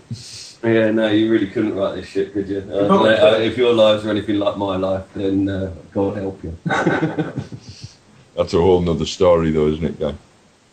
Jack, it's been a pleasure having you on, mate. If there's any further developments, can we get back in touch with you for a future update? I think he's gone. Yeah, sneaked up. Thank you very much, Jack. Fantastic insights. Yeah, well, it's nice to see. So clearly there's an agenda then to portray this whole thing as non-political, because Jack clearly had picked up on that more than anything else. The dislocation of the political economic aspect of this. Jack's telling us that on the streets at the time, yeah, they are all looting, but it's not about nothing, if you like. Yeah. Not just mindless opportunism like the media's appearance to portray it. I don't know whether that's the case as it gets further and further away from the epicentre of it, but regardless now, it's took on a life of its own, hasn't it? Well, yeah, it certainly seems to. Say, as we've been talking, Nottingham's main police station has been firebombed. Leicester is kicking off, apparently. Manchester is still kicking off. It's strange. It's very strange. I mean, it's also very interesting to see the concept of the Mark Duggan incident. The fact that, they would seem very unprofessional. I've seen Scarface. You don't go into an area like that with a gun. You'd at least throw it out the bloody window or something. Do you know what I mean? You certainly wouldn't come out shooting. I mean, who the hell is Bonnie and Clyde? Ring any bells? What's wrong with the man? It just wouldn't happen, would it? It's not a realistic scenario. It's film realistic. We've discussed this before. Do you know what I mean? If you don't actually bother to sort of look at the actual details, if you watch too much telly, basically, it sits well. It's plausible. I've seen a picture of him making a gun sign. He's got a diamond ring. He's black. He's 20 odd. he could be a gangster. That's not my opinion, by the way. I'm sorry if that. I'm not trying to be racist. This is the stereotype. Yeah, he shot back at the police. The police shot him. That's totally plausible. I don't really care, to be quite honest. To quote one of the wonderful comments in the Daily Mail, "Good, another scumbag dead. Hurrah for the boys in blue." It fits nicely with the just desserts mentality, doesn't it? Yes, And absolutely. But it would certainly appear that is a media construct. It's becoming less and less likely scenario, isn't it? Mm-hmm. And then the very fact that they were actually going down there to try and report his murder, which I've not, I've not seen anything about that at all. That's no mention of it. That's incredible. That completely shifts the entire notion of it. Mm-hmm. I also wasn't aware that the girl was attacked outside the courtroom. I thought it was more away from there. So that's sort of crystallising the whole sort of timeline as well. Maybe that's just my ignorance of the situation, but. Well, it is confusing, mate. That's the whole point. It's supposed to be, isn't it? Yeah. It's supposed to be being bombarded with multiple choices, depending on which rag you happen to read or media avenue you're looking at the time. But that makes... I mean, it's a provocative action anyway, but even from the YouTube videos and such like that, you don't really actually get a sense of what's going on. That gives it a context. That gives it a complete context, which would make it, so much more provocative. Now, even bearing in mind, I can imagine the siege mentality mindset of the police stations in Tottenham, because I've seen the sort of policing that goes on in those areas, and it's very much almost army of occupation on a daily basis from what little I've seen of it. So, but even that said, the Met in itself is under a cloud of corruption at the minute in the media itself, which further empowers a feeling of disenchantment. Yeah. Like, in other words, why should we be bound by the law when the enforcers themselves seem to do what they want with impunity? Same with the higher echelons. It's just, again, I mean, we come back to the same thing, is that it's looking at from in the broad view, what it looks like from abroad is it looks like London's erupted into riots with not any, despite the best efforts in the foreign media, at least RT and all the rest of them, they're reporting this as very much like it's just happening. Yeah, but in the same sort, they talk about how it was sparked by the police's shooting of a youth in an area, and now it's spread across the country. Now, to be honest, anybody in a foreign country looking at that's going to perceive that in exactly the same way as we would when it's normally in another country for us. In that you just go, the cop has shot somebody, it's kicked off all over the place. Yeah. So what would be the stuff going on in America? Let's get on to the thing about the economy, shall we? Because I personally believe that a lot of this is to conceal and whitewash over the massive... Well, I mean, that was the suggestion, wasn't it? That basically there was going to be a false flag terrorist attack in mid to early August to basically hide the fact that the economy is going tits up. Mm-hmm. Pretty much, yeah. Well, I mean, you were spot on. Since we've been on, America's lost its AAA rating.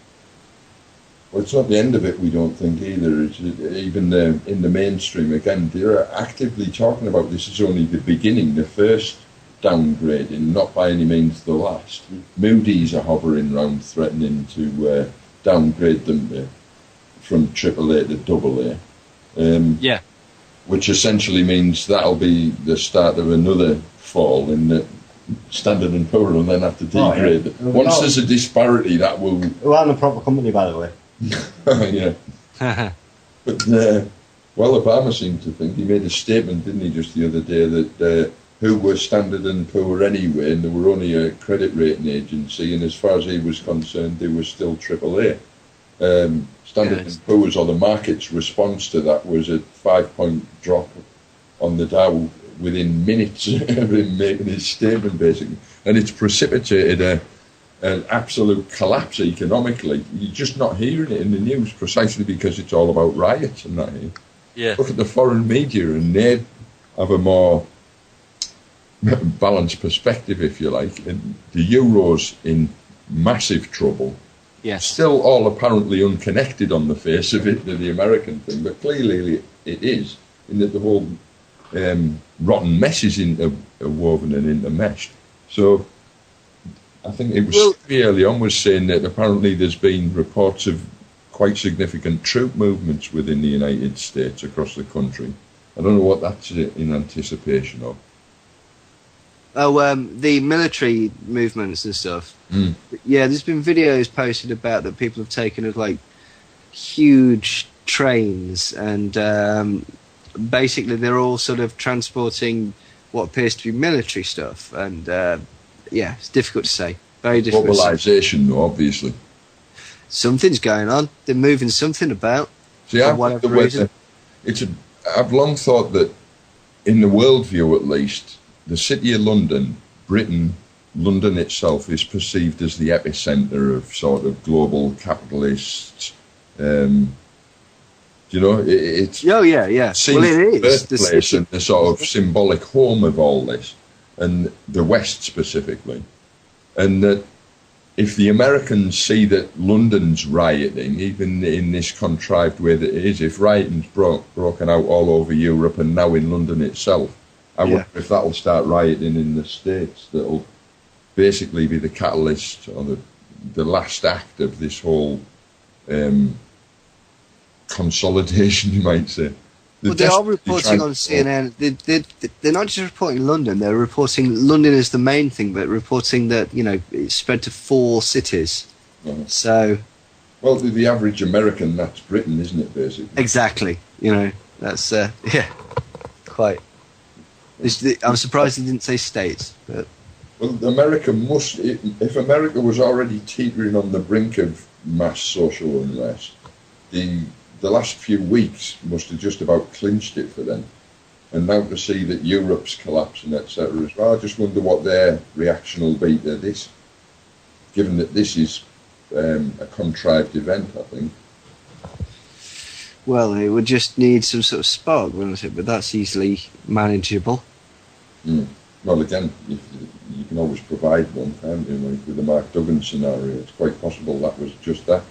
It's just we were talking about this and the incredible rise in police brutality, but not just police brutality, but police brutality that's being filmed and then put into the mainstream, like either through YouTube and whatnot, or basically just been shown on the news. Well, if we've said this before in the past as well, that the amount of cop shows, Police Interceptor, this, that, and the other, and they're all basically desperately trying to promote positive propaganda for these black-clad, Kevlar-vested action men that are supposed to be perceived as the new sort of iconic hero figures. They've been setting us up for that for a couple of years now. Channel 5 have basically run nothing else but that sort of thing. Totally. And even through like films, like, I don't know, G.I. Joe's one for a start, basically black-clad heroes and SWAT and various other films like that. Mm-hmm. People might say, "Oh no, that's rubbish." There are police films where the police are the bad guys, and look at the Shield, and look at The Wire, and all that. Yeah, I know that. Again, it just normalises it, though, doesn't it? Yeah, absolutely. That's another very good point. Yeah, but there are other things that are meta training you. There's a thing called cultivation theory, which is basically that. It's not a sort of monkey see, monkey do, but the premise is that the more you watch the television world, the more you will perceive the world in the same light as the television presents, basically. Yeah, well, that's what we talk about. Its purpose is to frame perceptions. Yeah. So if you always watch the news, you'd be terrified of the outside, and you'd always think that the hooded youths were going to stab you, because that's a really simplistic way of explaining it, but that's the only way that they're presented on the news. So if that's your only frame of reference, that's how you basically assume life is.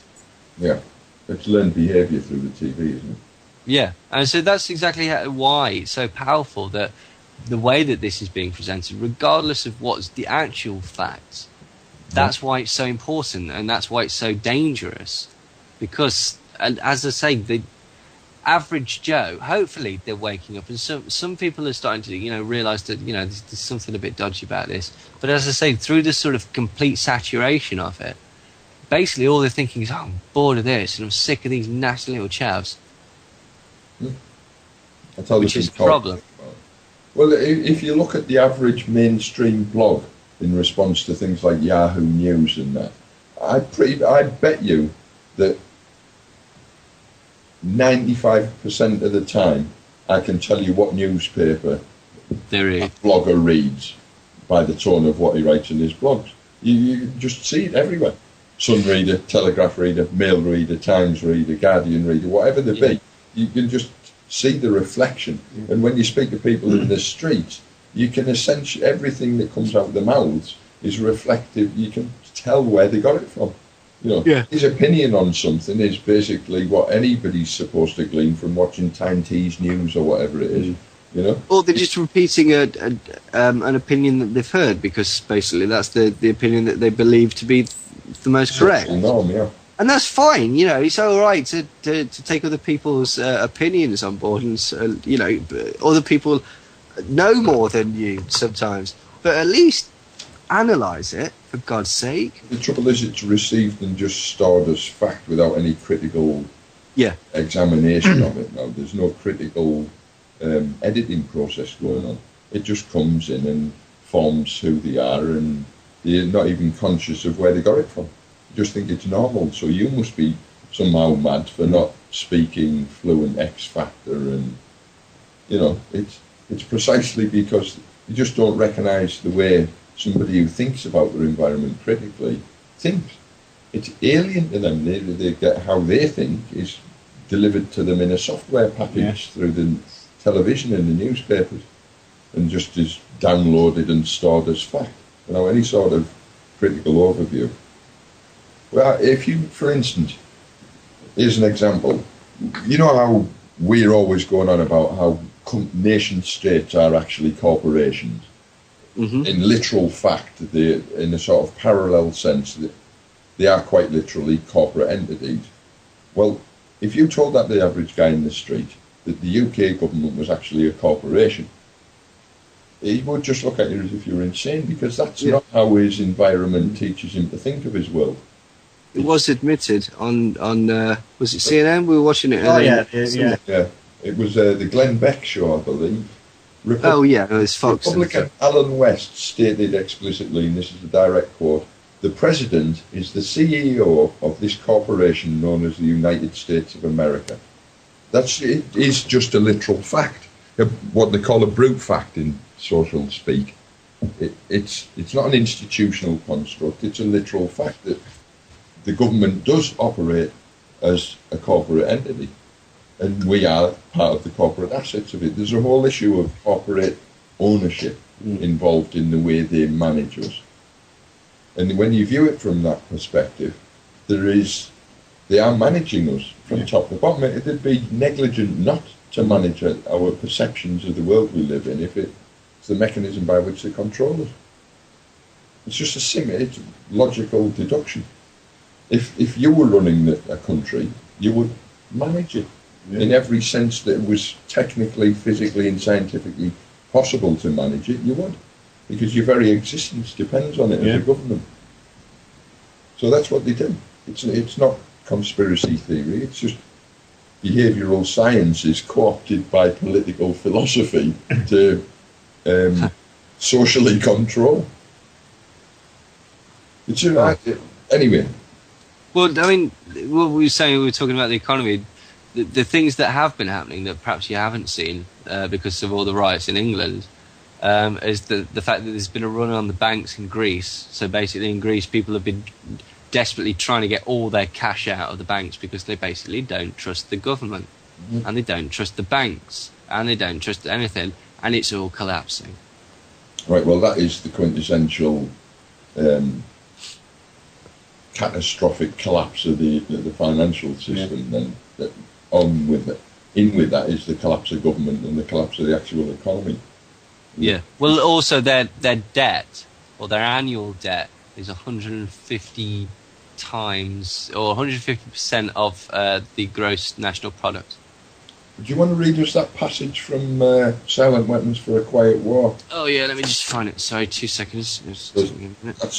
This is what we're saying about there's some sort of grand master plan agenda being played out here, and that we're approaching the end game of it. It's because Silent Weapons for a Quiet War is a manifesto for a takeover of the world. If you overlay that over recent and even past history, it's a perfect match, basically, with hindsight. Have you got it, Neil? Yeah, I'm just finding a bit. There's a few bits. Apparent capital as paper inductor, because basically the model of the basic principle of electricity with inputs, outputs, and capacitance is applied to economics, and that's how it's done. And there's a few quotes. Basically, it says, apparent capital is paper inductor. In this structure, credit presented as a pure element called currency has the appearance of capital, but is in fact negative capital. Hence, it has the appearance of service, but it is in fact indebtedness or debt. It is therefore an economic inductance instead of an economic capacitance, and if balanced in no other way, will be balanced by the negation of population with a war or genocide. That's basically explaining what currency is and how it will be used. It's saying that the paper currency is debt, and the more paper currency that you use, the more the countries or the corporations will come into debt. And the only way that they can get out of this debt is by a war, which balances things out by reducing the population and basically stimulating growth by buying weapons. And by destroying, and therefore creating the need for reconstruction, etc., etc.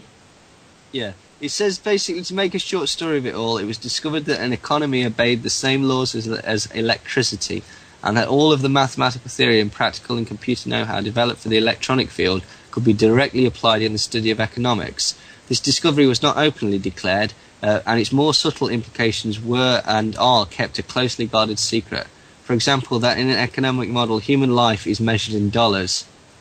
Did you get that? Human life is measured in dollars. And that the electrical spark generated when opening a switch connected to an active inductor is mathematically analogous to the initiation of a war. So basically what they're saying is that the people are considered the current, the power, the current, and that is measured in the currency that they are worth. Yeah. Currently 1.2 million quid per annum per stock. Yeah, quite. And then he says that basically... here we go. Well, here's another good one. Those who get hooked on the economic drug must go to the elite for a fix. In this, the method of introducing large amounts of stable incapacitance is by borrowing on future credit of the world. This is the fourth law of motion on set and consists of performing an action and leaving the system before the reflected reaction returns to the point of action, a delayed reaction. And he says this is achieved by the government, by a government, by printing money beyond the limit of the gross national product, an economic process called inflation. Note, remember that inflation is only the act of printing money in excess of the gross national product. They could blame it on the price of widgets or the price of oil, only because you never knew the real cause. The real cause and the only cause of inflation is the printing of more money beyond the gross national product. And I'd just like to point out at this point that basically by buying the debt of Greece, etc., what the Eurobank is talking about is introducing a lot of currency, introducing massive amounts of printed euros into the system. And I'll just go back and read that again. Inflation is only the act of printing money in excess of gross national product. And I'd just point out that they call that quantitative easing. Exactly, that's exactly. They must eventually resort... this puts a large quantity of money into the hands of the public and maintains a balance against their greed, creates a false self-confidence in them, and for a while stays the wolf from the door. They must eventually resort to war to balance the account, because war ultimately is merely the act of destroying the creditor and the politicians are publicly hired hitmen to justify the act to keep the responsibility and blood off the public conscience. This is a very strange document. Silent Weapons for Quiet Wars. As to its complete validity, I could not tell you. Like, it's one of those. It's a bit like Mazzini's letter to Pike, or Pike's letter to Mazzini. It's one of those things that it doesn't. It's not. There's no proof that it's a genuine article, but bloody hell, does it hit the nail right on the head? Yeah, basically, and demonstrates the mechanics by which you go about these things in quite fine detail as well, doesn't it? Oh yeah, I mean this is another good bit. Diversion is the primary strategy. Experience has proven that the simplest method of securing a silent weapon and gaining control of the public is to keep the public undisciplined and ignorant of basic systems, principles on the one hand, while keeping them confused, disorganized and distracted with matters of no real importance on the other hand.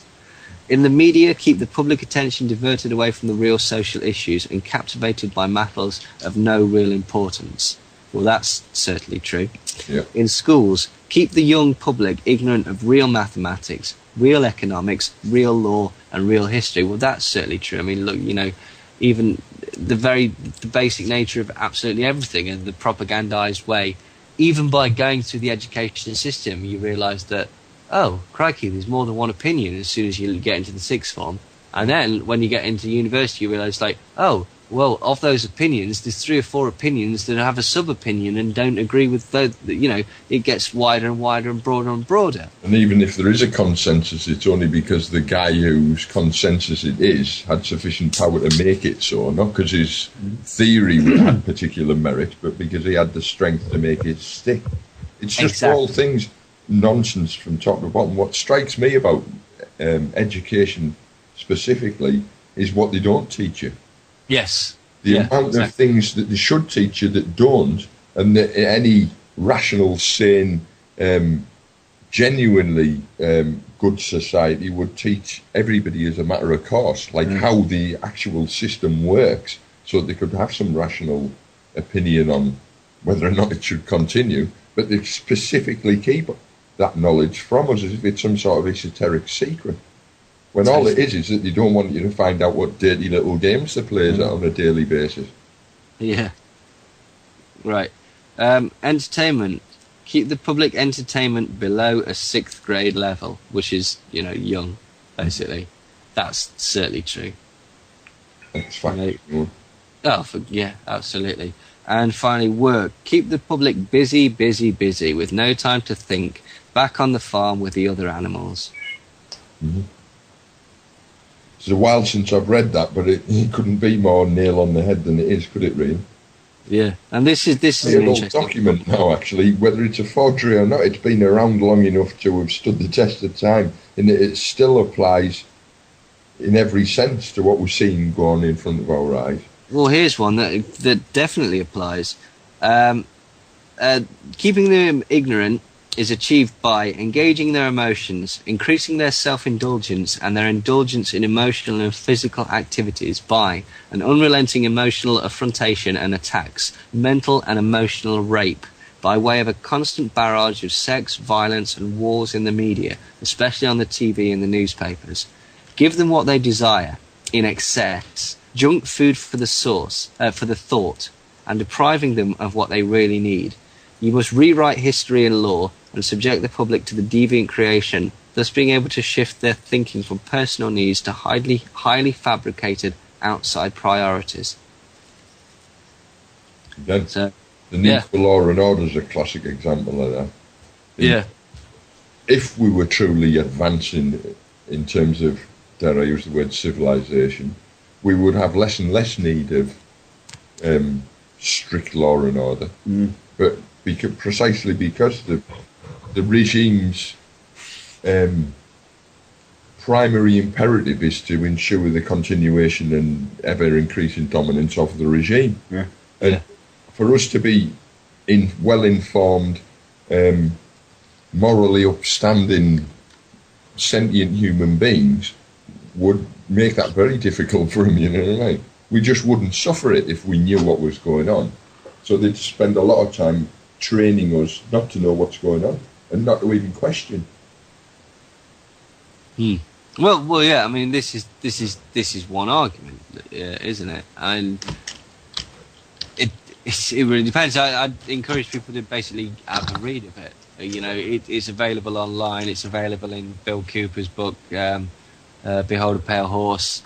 It's one of those weird things where, again, it's not necessarily a real document, but it certainly makes you think, because it's very, very accurate. Just in the same way that, again, the supposed Albert Pike letter to Mazzini talking about the Third World War. Another thing we've talked about on air is not necessarily proven to be true, but bloody hell. Whether they're authentic from source or not, they still have there's still knowledge to be gained, but from looking at them, I think, because if it was anything like the first time I read it, I saw too much of a parallel for it to be coincidental with the world as I perceive it to be. Yeah. Whether it was carefully crafted to appeal to my sort of cynical mind or what, but if it's not true, it certainly could be. It's not beyond the bounds of reality, given what I know about the way these people think and what they're taught and what their belief systems are. It would be entirely plausible for it to be an authentic document, whether it is or not. I don't know. I mean, for God's sake, you don't really need to. There are authentic documents, you know, the Project for a New American Century and stuff like that. There's enough nefarious things that are going on in there. Well, the brute fact of the Georgia Guidestones speaks volumes, doesn't it? I mean, they're not there. They do actually exist. Again, another very strange thing. Not necessarily any. Does anybody know who owns the Georgia Guidestones, actually? Well, famously, it's a secret who actually paid for them as well, isn't it? It was supposed to have been an anonymous benefactor. Various attempts have been made to track where it came from, but it's some sort of benevolent trust originally, I think. But not an inexpensive thing, I wouldn't have thought either. The size of no. It's a nice bit of work. Nice bit of work there, isn't it? Do you know what I mean? It's like strange, very strange. You've got a talk coming up now. I have. And before we go too further. Sorry? Let's just tell us what you're doing and where it is. It's in Weston-super-Mare. It's actually 2 weeks today. It's on the 23rd of August, and it's a panel show. It's Ian R. Crane, and who obviously people know, and Rich Hall from the Rich Planet Starship, and myself, and we're going to be at Weston-super-Mare College, which is, I believe, the university there, right. at 2:30. Well, it starts at 2:30. And tickets are about £7. So, but it's going to be shown on Rich Planet Starship, hopefully in the future anyway. So, but yeah, if anybody's in the area and they've got nothing to do on the afternoon in Weston-super-Mare, please come along and have a listen. It's going to be on it's going to be a question and answer session, but the general gist is going to be the agenda of the elite, as far as I know. So that could be fairly broad, to be quite well. It really depends. But yeah, come along and ask some questions if you feel like it, basically. Excellent, that should be good. And presumably, as our roving reporter down at this conference, we'll be able to co-opt you in the phoning in or something on the night, will we, mate? I should certainly do my best. I'll try. I have no idea about the agenda, what's going on, to be quite honest. But if I'm available, of course I will. Well, if Rich Hall and Ian Crane are out by their appearances, they probably have you on the drink on the night order there. Well, this is my worry. You mate. So remind us again, it's on the 23rd, which is a fortnight today, at 2 p.m? 2:30 at Weston-super-Mare College. Excellent. And the topic is the agenda of the elite. Yes, the agenda of the elite. So, maybe I would have thought that perhaps what we've been talking about tonight will have a very large part to play in it. I would have thought so, yeah. So if anybody's unlucky enough to be in Weston-super-Mare in 2 weeks' time... cheer yourself up by coming along. Absolutely, or informed. Yeah. Get yourself better informed, if nothing else. That should be good. I look forward to speaking to you on the nightmare. So, Cool. let's have a look at what's happening then. Let's wind it back in. We've got riots, which it could happen anywhere. Basically, it's just a case of stage management. Well, now the concept's gone. It's one of those things where it's almost as if the police. We were talking about this. We've not really sort of we have mentioned it, but this is important to say that the police were coming on and basically highlighting how very, very overwhelmed they were. And if I was in London and I was certainly a certain way inclined, after watching the reports that the police themselves was coming out with on the news, I'd have thought, we'll get away with it. Certainly have been emboldened by the police explaining the various weaknesses in the strategies and the equipment, and the fact that they were so overstretched. You would almost seem like they were trying to give them a green light, wouldn't you, really? Yeah. It could certainly be perceived that way. Well, and if you're watching on your newly acquired massive 50-inch plasma screen flat jobby doobry telly, courtesy of Comet or whatever, then you're certainly going to think that's the green light to go ahead, aren't you? Yeah. So, and as Jack came on and very kindly was talking about, it would appear that not only is the incident being provoked, but and incited, but also the reporting of it is being manipulated to present a particular picture. Right. And then what we were talking about is the fact that this particular manipulation will possibly be used as a justification for far harsher tactics, which the public will maybe justifiably beg the authorities to do. They will beg them to take harsher action and to be robust in their policing. A more robust response, I think, is the buzz phrase that they're bandying about. And as I was saying, people have been crying out for mental stuff around where I live, basically. Get the tanks on the street, ridiculous stuff. And be reminded that whatever you ask for now will be justified to be used against you in the future, in any situation, basically. Because what will happen is they'll justify it by saying, what happened in August? We couldn't possibly allow for that to happen again. So we used the system that you requested, troops, water cannons, whatever, to quell that before it started. And who could blame us? That will be the line. It's precisely to preempt the future unrest that's going to result. Well, undoubtedly, we're going to face the same sort of economic collapse as Greece is ultimately, the slippery slope being what it is. The West's in decline, there's no two ways about it. The creditors are calling in the bad paper and we can't pay. So things are going to change radically and for the worse.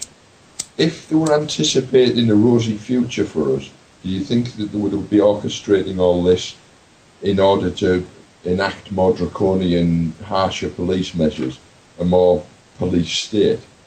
Yeah. Maybe the people shouting for it now, but that's been manipulated out of them. At the end of the day, if they weren't expecting things to get a lot worse in the general, in other words, people are going to be woken up by the austerity they experience on a daily basis, and they know that, and they're preempting that by making sure that they've got a firm grip in advance of it happening, and for perfectly good reason. There was riots, hoodies, utes broke a Woolworths window. It's just a manipulation from top to bottom. As usual, somebody started off by dying. That seems to be the catalyst that's used everywhere. They have a system and it works. Yeah, well, we sort of touched on this earlier, but there is certain theories that basically the LA riots were orchestrated. I think Alex Constantine actually talks about this, so it's probably going to be a little bit hit and miss, this sort of stuff.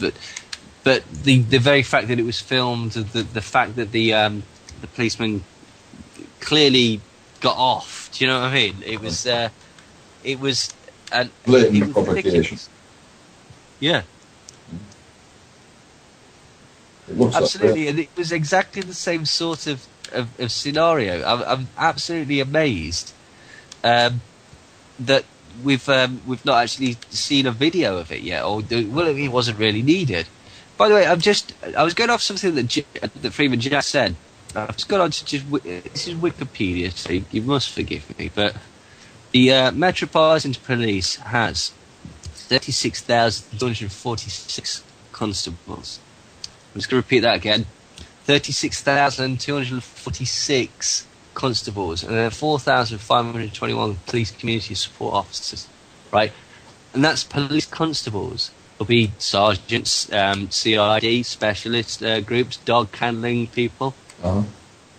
Don't forget, we've also got a vast array of accredited persons potentially now as well, where they can mobilise deputised nightclub doormen and football stewards, untold groups that they can put on. Train stations have been doing that as well. The what, mate? At train stations, they've been doing that at train stations. Basically, security guys at train stations being given power of arrest in certain areas of London, and all that they are wearing is high-vis vests. Delegated authority. I don't remember that being voted on, do you? No, absolutely. So this whole construct that the riot was as a result of scant police resources, again, could be perceived institutionally as the police have a vested interest in demonstrating the necessity for their budget to remain unslaughtered by the coming unpleasantness. Well, that's an interesting point, because what you were saying about the Murdoch debacle, and how perhaps certain police had rolled on him, or basically were throwing their power about and such. That's an interesting possibility. Maybe, that this is a power move by certain people within the police, which are connected to the Freemasons, as we all know. So, well, it's not beyond belief. I don't think that's.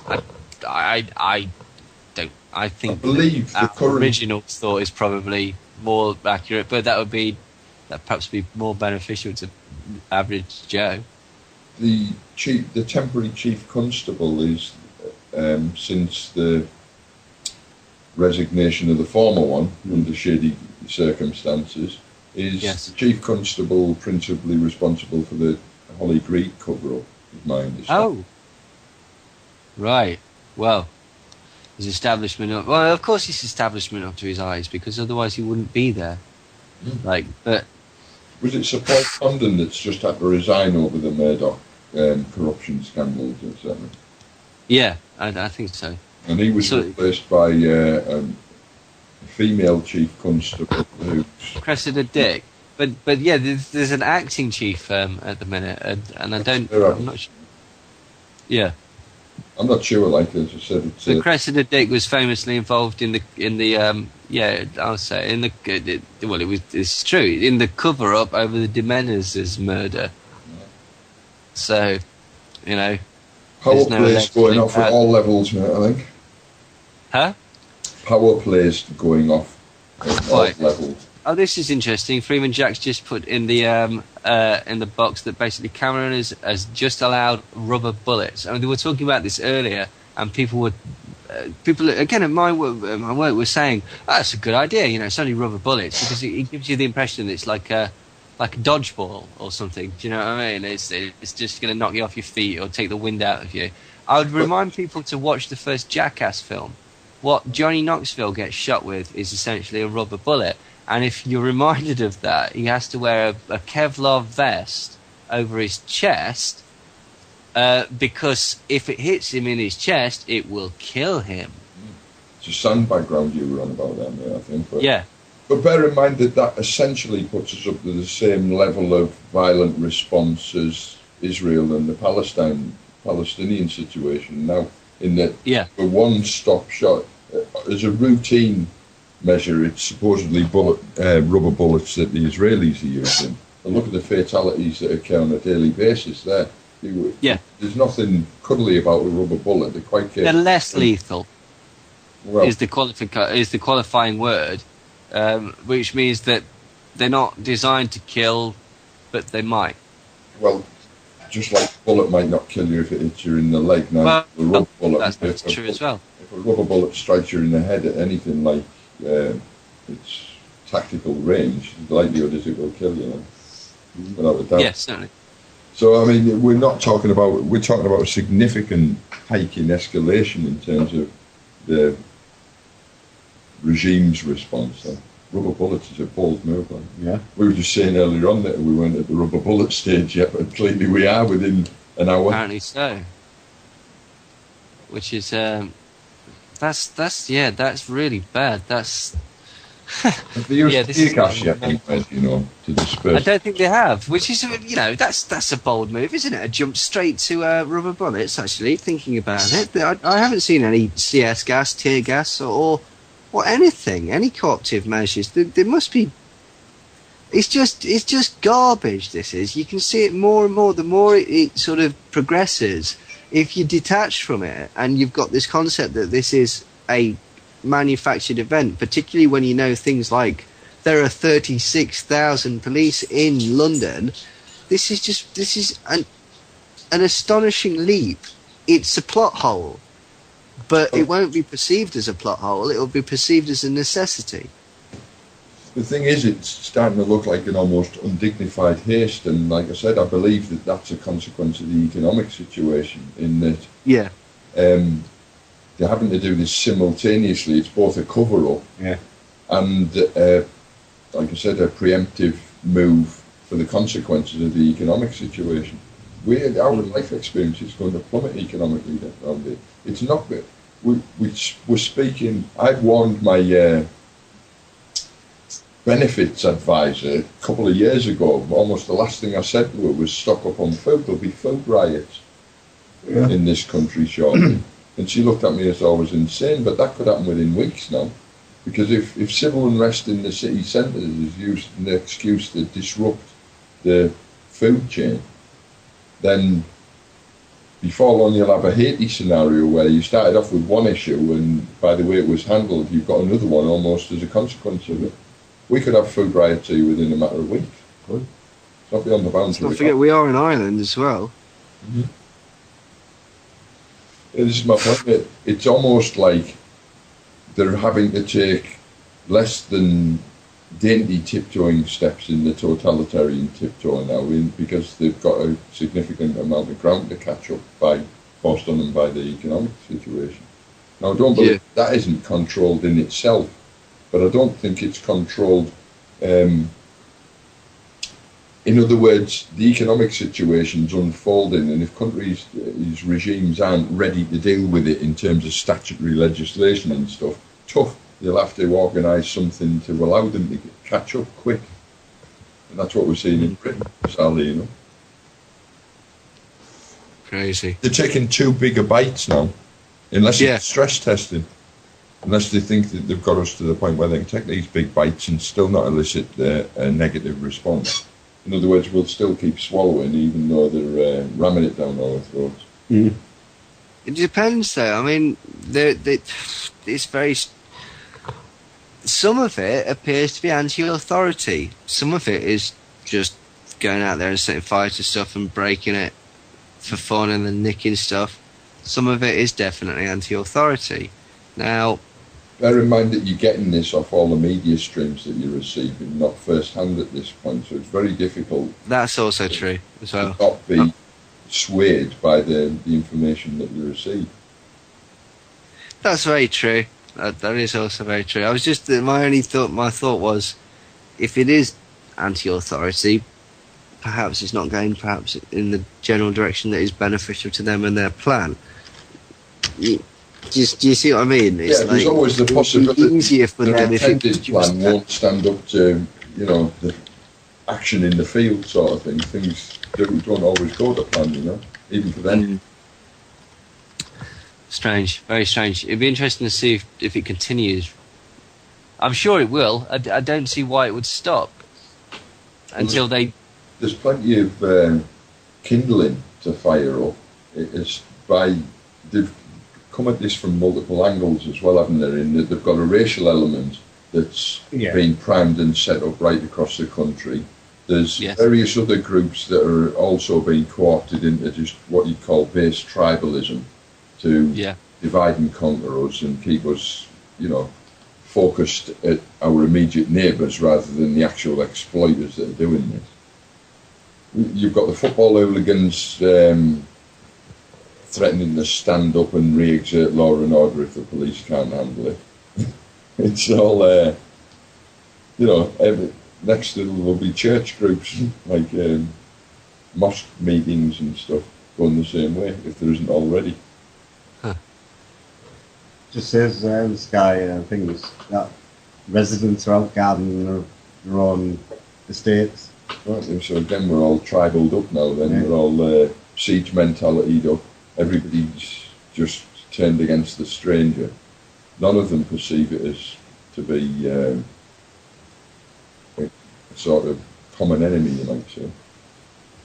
It's been orchestrated and stage managed. Yeah. And that's the danger, is that some people are still seeing this as a victory, as this is it, the revolution started, or this is it. Let's get out there and get some free stuff. This the is our move. have got nothing on us. Like, a lot of kids are going to be dragged into this by their sheer ignorance. They're going to go out tomorrow to try and get a PlayStation, and they're going to cop it. We carried along with it, won't they? And then they'll be caught up in the backlash, and they won't ever raise their head above the parapet again after the whatever. No, it's dangerous. We're being taught a lesson, basically. This is a lesson being administered to us, on one level at least. So let's say, for the sake of argument, going back to the macro side of this, let's say for the sake of argument that the economic situation in America is going to knock on Europe, that the continuing European things going to just snowball out of all proportion. The net result of all this is a collapse of the Western economic base. Well, actually, S&P were also saying that the Asian market, I think it was Singapore, Australia, they were talking about reducing their credit rating as well. Quite well, Singapore and Australia are geographically close together, but the Australia connection, and indeed Singapore, they're both products of the Crown Corporation, one way or the other. Oh, yeah, quite. So anything that happens over here will have a knock-on elsewhere as well. No doubt New Zealand will experience... Yes, sorry, New Zealand as well. It was in Press TV. I just briefly read it. Yeah. And... because it's all the economic thing is all interlinked. On the corporate level, they're all in it up to the necks, cross-hedged and, endlessly ticketed up to death with it. They're ticketed up beyond the bounds of all reality, and the whole thing's unravelling. So what are the net consequences of America descending into, at best, mass civil unrest, and at worst, a deterioration into outright war with somebody? Like you said, wars on the cards potentially with all this. Well, also, like, China's starting to ask for its money back. Well, this is inevitable, isn't it? And the more desperate things get over here, the more urgent the demands for the money will be. Until the point when that is what war's about at the end of the day. They make deals contractually in the commercial realm as corporations, which, when they can't settle them, result in a war in the national sense. Yeah. So... we can't settle our debts.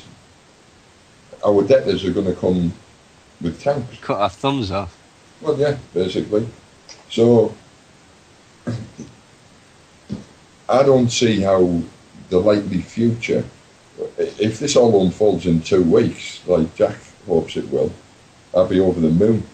Basically. Yeah. But I wonder where we'll be at the other side of it, whose influence ultimately has sway with it. Because that's how I perceive this whole thing, is they're pushing for their agenda and we're pushing against them because they're evil, basically. I'm not even sure what we're pushing for, but we're certainly pushing against what they've got in mind. Yeah, it's just, I mean, I was quite heartened by what Jack was saying about the fact that smaller businesses, again, despite the media portrayal, that smaller businesses were actually being spared. Yeah. Yeah, avoided. We're not advocating torture test scores, but what we are saying is that it's heartening. There is perhaps a conscience. Seem still coherent. Yeah. I mean, I've got to say this again. We'll say this time and time and time again. Our advice is don't riot. Don't riot because that's what they want you to do. They want you to riot so that it's an excuse to come. Like, you basically, have you not seen 1980? Go and watch 1984. For God's sake. Yeah. I would say that basically what we need to do is not allow ourselves to be played at this point, but to save our energies for some intelligent, sentient, human group action that will manifest our unwillingness to continue with this nonsense. And we're not stupid. We're aware that there's things wrong with the world.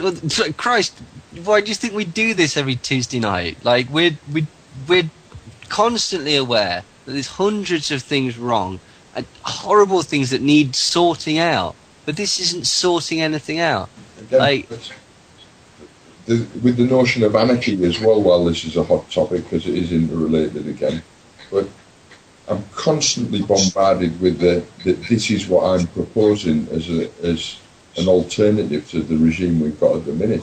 This sort of supposed wanton Mad Max style running amok stuff. It is not. Conceive of the idea that the social existence that we have is just one of billions of alternate ones that we could create for ourselves. And all I'm suggesting is that we should do a lot better than what we've got now. Essentially, I'm not suggesting the complete every man for himself mentality on a global level, and that has never been anything like what even an anarchist would suggest. But there's better ways of creating social groups than the ridiculous, contrived and corrupt, diseased thing that we've managed to create for ourselves at the minute. It's just, we could do a lot better, and I'm sure given half the chance we will. If that happens in 2 weeks' time, I'll be over the moon. Yeah. But again, like, I think you're right. Like, I think perhaps we're getting swayed by the media as well, because it is all horror, horror, horror. I've just sat basically because I've got the telly on in the background and looked at the at all the front pages for tomorrow's papers, and they're all basically having a go at the rioters. Showing one was showing a fallen policeman, and the headline was "Fallen Hero." There was Shop a Moron, which had all the pictures of people from CCTV, and then there was another one that basically said "Sweeping Away Looters," and it had all the community out there. So what they're doing is they're framing these people again justifiably, but they're in the concept, but they're framing them as the evildoers, and whatever happens to them will be justified, and then whatever happens to them will happen to you, because rioters, looters, protesters all becomes a synonym of the same word. It's the same thing. Yeah. Essentially that's what they do, and line us up to criminalise all dissent. Yeah. Anarchists, lefties, weirdos, anyone with dreads, anyone that's got a hood up, anyone that looks a bit dodgy can be treated in. Yeah. We haven't even touched on the fact that there's been loads of mainstream targeting of things like cell phone communications, that their social networking sites have been used to orchestrate all this. For a fact that that's a preempt towards cracking down on that. Internet too. Gosh, so whether we're even on next week will remain to be seen, but well, that's true. We'll have to see. If the taken away in the middle of the night like they did in Canada in the late 60s, we'll you've blown it now. Well, anyway, fuck them if they can't take a joke. Yeah. Right. But, this is the thing, and it's just a very, very strange thing that's going on, so we'll just have to sort of play it by ear. I'd advise people not to go out and riot, but I'd also advise people not to buy the news, so to speak, because there's an agenda behind that as well that is clearly... We're not idiots. We're appreciative that it's scary, and we're appreciative that it's pointless and that people can get hurt. But perhaps, seeing as the news is in the business of drawing in viewers, yes, that's right, it's not just a public service, it actually wants to make you watch it. So perhaps they're sensationalising it just a little bit. We're not saying nothing's going on, we're not idiots, we can see what's going on, but the way that it's being portrayed, find out the facts for yourself, basically. Try and find out the facts for yourself is all that we can really suggest, isn't it? I don't see what else we can do at this stage, but don't believe. But don't go out there and loot, because you will get caught, and they will come down on you like a ton of bricks. And don't riot, okay? Save it for something that's worth rioting for. Like I said, I'm not. By the way, that's not a slight on this young man that's been murdered. I understand that the provocation was incredible, and that is the point of it. And it's the equivalent of punching a guy in the pub because he's basically been spilling your pint in your face. But yeah, but Steve's written it in the box there. Your violence justifies their violence. That's brilliantly put. Your violence justifies their violence. And so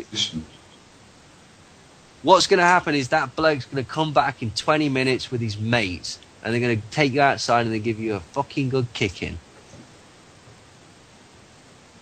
That's essentially what's going to happen. If we're not very careful, we're going to play right into their hands with this. We keep saying it over and over again, but that's the bottom line with it. We're going to have to be very careful about using our brains. The other thing is, like, I mean, this, although it would appear that this is a very sort of, selfish, materialistic, we want to get new tellies, new trainers, new clothes and such like that. Let's look at why is nobody closely examining what social conditions and what frustrations are making people think that this is a reasonable way to act? Well, I'll tell you what it is: the disenfranchised, the people that believe that society has any part or role for them to play has essentially abandoned them, and as a consequence of that, you're still subject to the same advertising drives as all the rest of us. So when it kicks off, in the absence of the almost allegiance to the high street super brands and whatnot, why would they? They just represent the broader society. So naturally, they take the opportunity to square the bucks, you might say. I mean, again, not to justify any of it, but this is symptomatic of a far bigger problem. You want to ask why so many major cities in the country are so ripe for it? Why there's so many people who basically realise that the social contract's been broken on them, and they no longer feel bound by it, because that's what it boils down to. Disenfranchisement. You essentially say that the society at large has totally failed to keep up its end, and therefore they're free of any obligation. And to be honest, I feel the same myself. That's why the legal thing and that.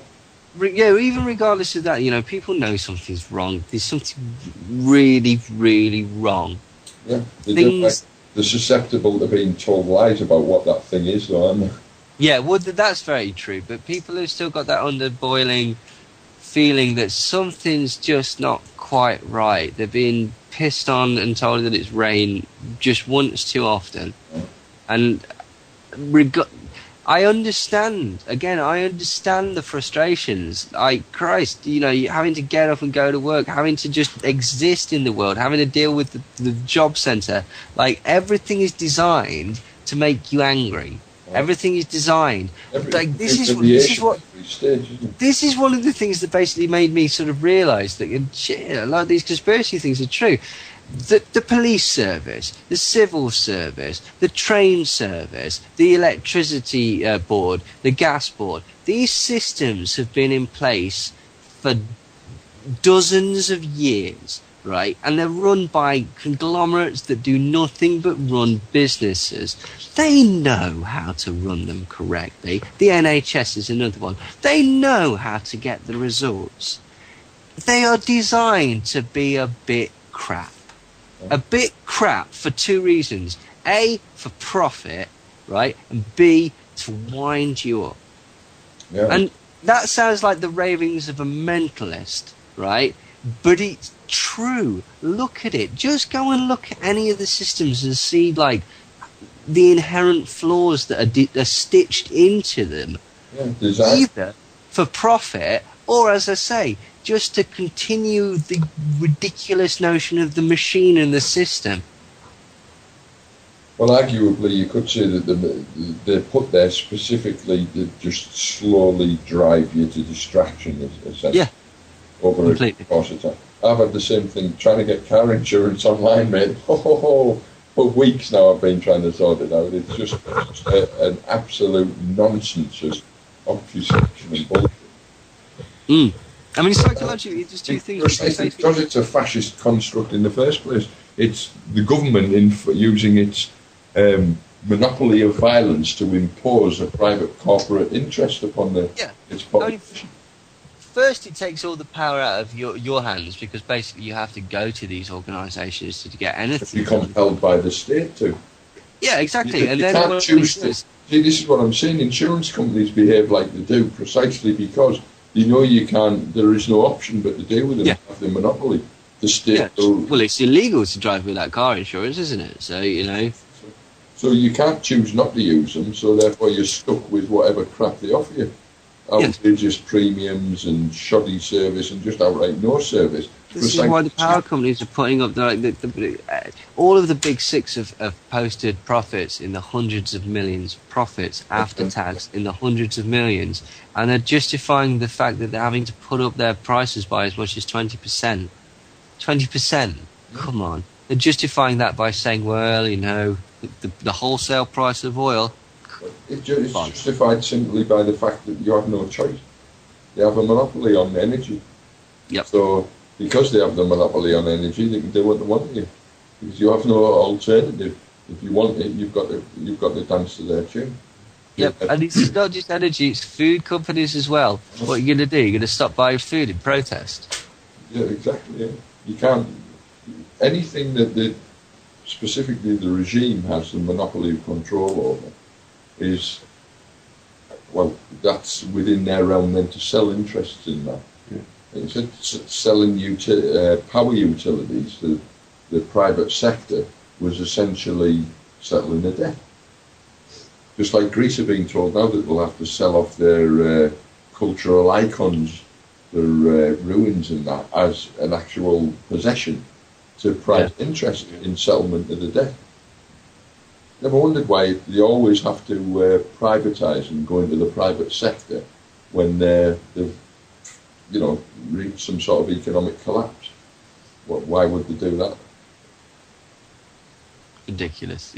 It's self-evident that they've had. Yeah, it is. That's the point. That's so horrific. Is that it's so self-evident once you sort of pick it apart and stand back and detach yourself from it a bit and you have to come at it from a bit of a cracker's angle, like from a mainstream point of view, but it is so obvious. That is the most telling fact that 36,000 police constables in the Metropolitan Police. What are we supposed to believe? We're supposed to believe that 30,000 of them are in Ibiza at the minute or something.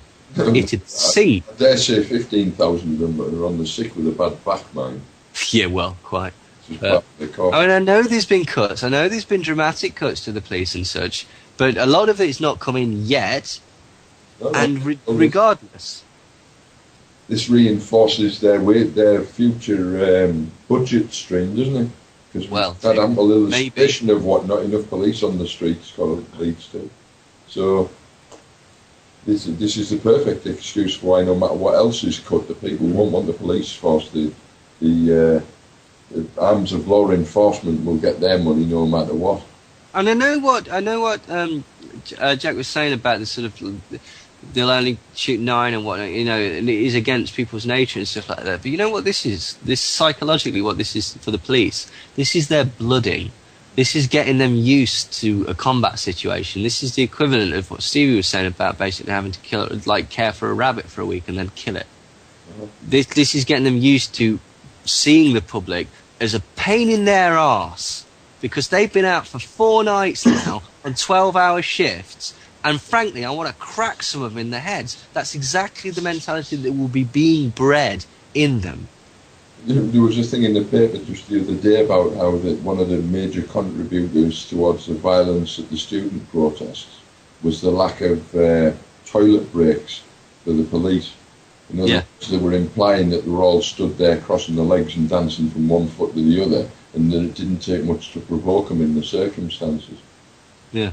Well, you know, it's very easy to do, again, and they're only human beings, and it's very easy to push someone's buttons, especially when they're tired and they've not ate for however many. I mean, let's just look at that. At the end of a 12-hour shift, they've not ate for 12, maybe 13, 14 hours. Yeah, also, bear in mind that once they're actually on the streets, anything that isn't wearing a police uniform is the enemy. Quite. It's just as simple as that. That sense of the thin blue line, the sort of... obviously, there's 36,000 coppers in the Met, but what's the population of London? Yeah. Right. Well, my point is, from their perspective, they've easily got a rationale that they... Yeah, that it's required for them to... again, that's it. That justifies their own violence for them, and this is the problem. And this is why, again, we would... This is our point. Don't riot. Don't loot, because your violence will basically justify their violence, and it's understandable why it's not justifiable, but it's understandable why in their mindset they would be violent to you, very violent. The other side's always got thoughts in its head as well, basically. That's what it boils down to. If you can be manipulated to do something that you wouldn't normally do, I'll guarantee that 9 times out of 10 this year, you would not break the window of Greg's and set it on fire. But you did the other night, and you know what? In this extraordinary circumstances, these police might do something that they would not normally do. Mm-hmm. Well, by the very nature of it, anyway. Mm. It's just, if they perceive it to have got to the point where it's them or us, they'll do it. It's just simple as that. It's the very nature of war, if you like, in that the people manipulating from above bring the two sides together so that both sides come into harm's way from the others, and then the suitable amount of killing will go on. You know what I mean? If two opposing armies aren't brought together, they won't fight, basically. It needs to be manipulated in order to get the required amount of bloodshed going on. You have to put both sides in harm's way of the other side in order for there to be a battle. Yeah. Absolutely. Right. I think we've probably kicked the arse out of this for tonight, and it certainly isn't the last of it, even if it is the last time we'll get to air anything about it. Possibly. Obviously, God only knows what's going to happen between now and next week. At the rate things are happening at the moment, we'll probably all be wearing those fancy Chinese-style outfits. I like Chinese food, so that's lucky. One last word. Anybody who still says you can change the system from the inside, I would suggest that it's analogous with trying to say that the inmates of Auschwitz should have made the camp less horrific than it was by changing it from the inside. Bullshit. Now it's time to stand your ground now. The lines are being drawn. Whether or not I'm not suggesting anybody sides with the mindless, manipulated, but at the end of the day, you are going to have to take a side one way or the other very shortly, the way things are going on. I say that to everybody who still keeps telling me that it's not as bad as I say. Anyway. Quite. Guys, Neil, tell us one more time where your event is. It's Weston-super-Mare on the 23rd of August, assuming we're not all in prison by then. On the 23rd of August, which is a Tuesday, 2:30 in the afternoon, it's me and Ian R. Crane and Rich Hall at Weston-super-Mare College. And it will be shown on Rich Planet Starship, assuming that communications have not been shut down and transportation has not been limited. Right. Well, hopefully we'll speak to you on that evening because it's on a Tuesday, isn't it, mate? Yes, I shall certainly do my best, although I may be incoherent and pissed. Well, more incoherent and more pissed than usual. Hopefully. Daz? Right. Yes, thanks. Thanks very much for your input and your hospitality again. No worries. Thanks to you, Neil. Interesting as ever. Informative. And to Jack for coming on and giving us the hotline on the spot report, you might say. Yeah, and thanks to Jack, especially again, people. That's the stuff. Again, we're not trying to get people riled up, but these are the interesting points about the case. The facts that Jack listen to the podcast. He explained it far better than I can, and also what he explained about the nature of the riots and the police response. Yeah, interesting stuff and straight from the horse's mouth, isn't it? Thanks to Stevie, as always, in the background for doing the wizardry and whatnot and making it all work for us. Nice one, mate, and the tips. And Ange and Grace and hello to everybody. We're the North East Truth Show. Hopefully we'll be back next week, 9 PM Tuesday, on the North East Truth, TNS and anywhere else you can get us. Till then, we'll see you next week.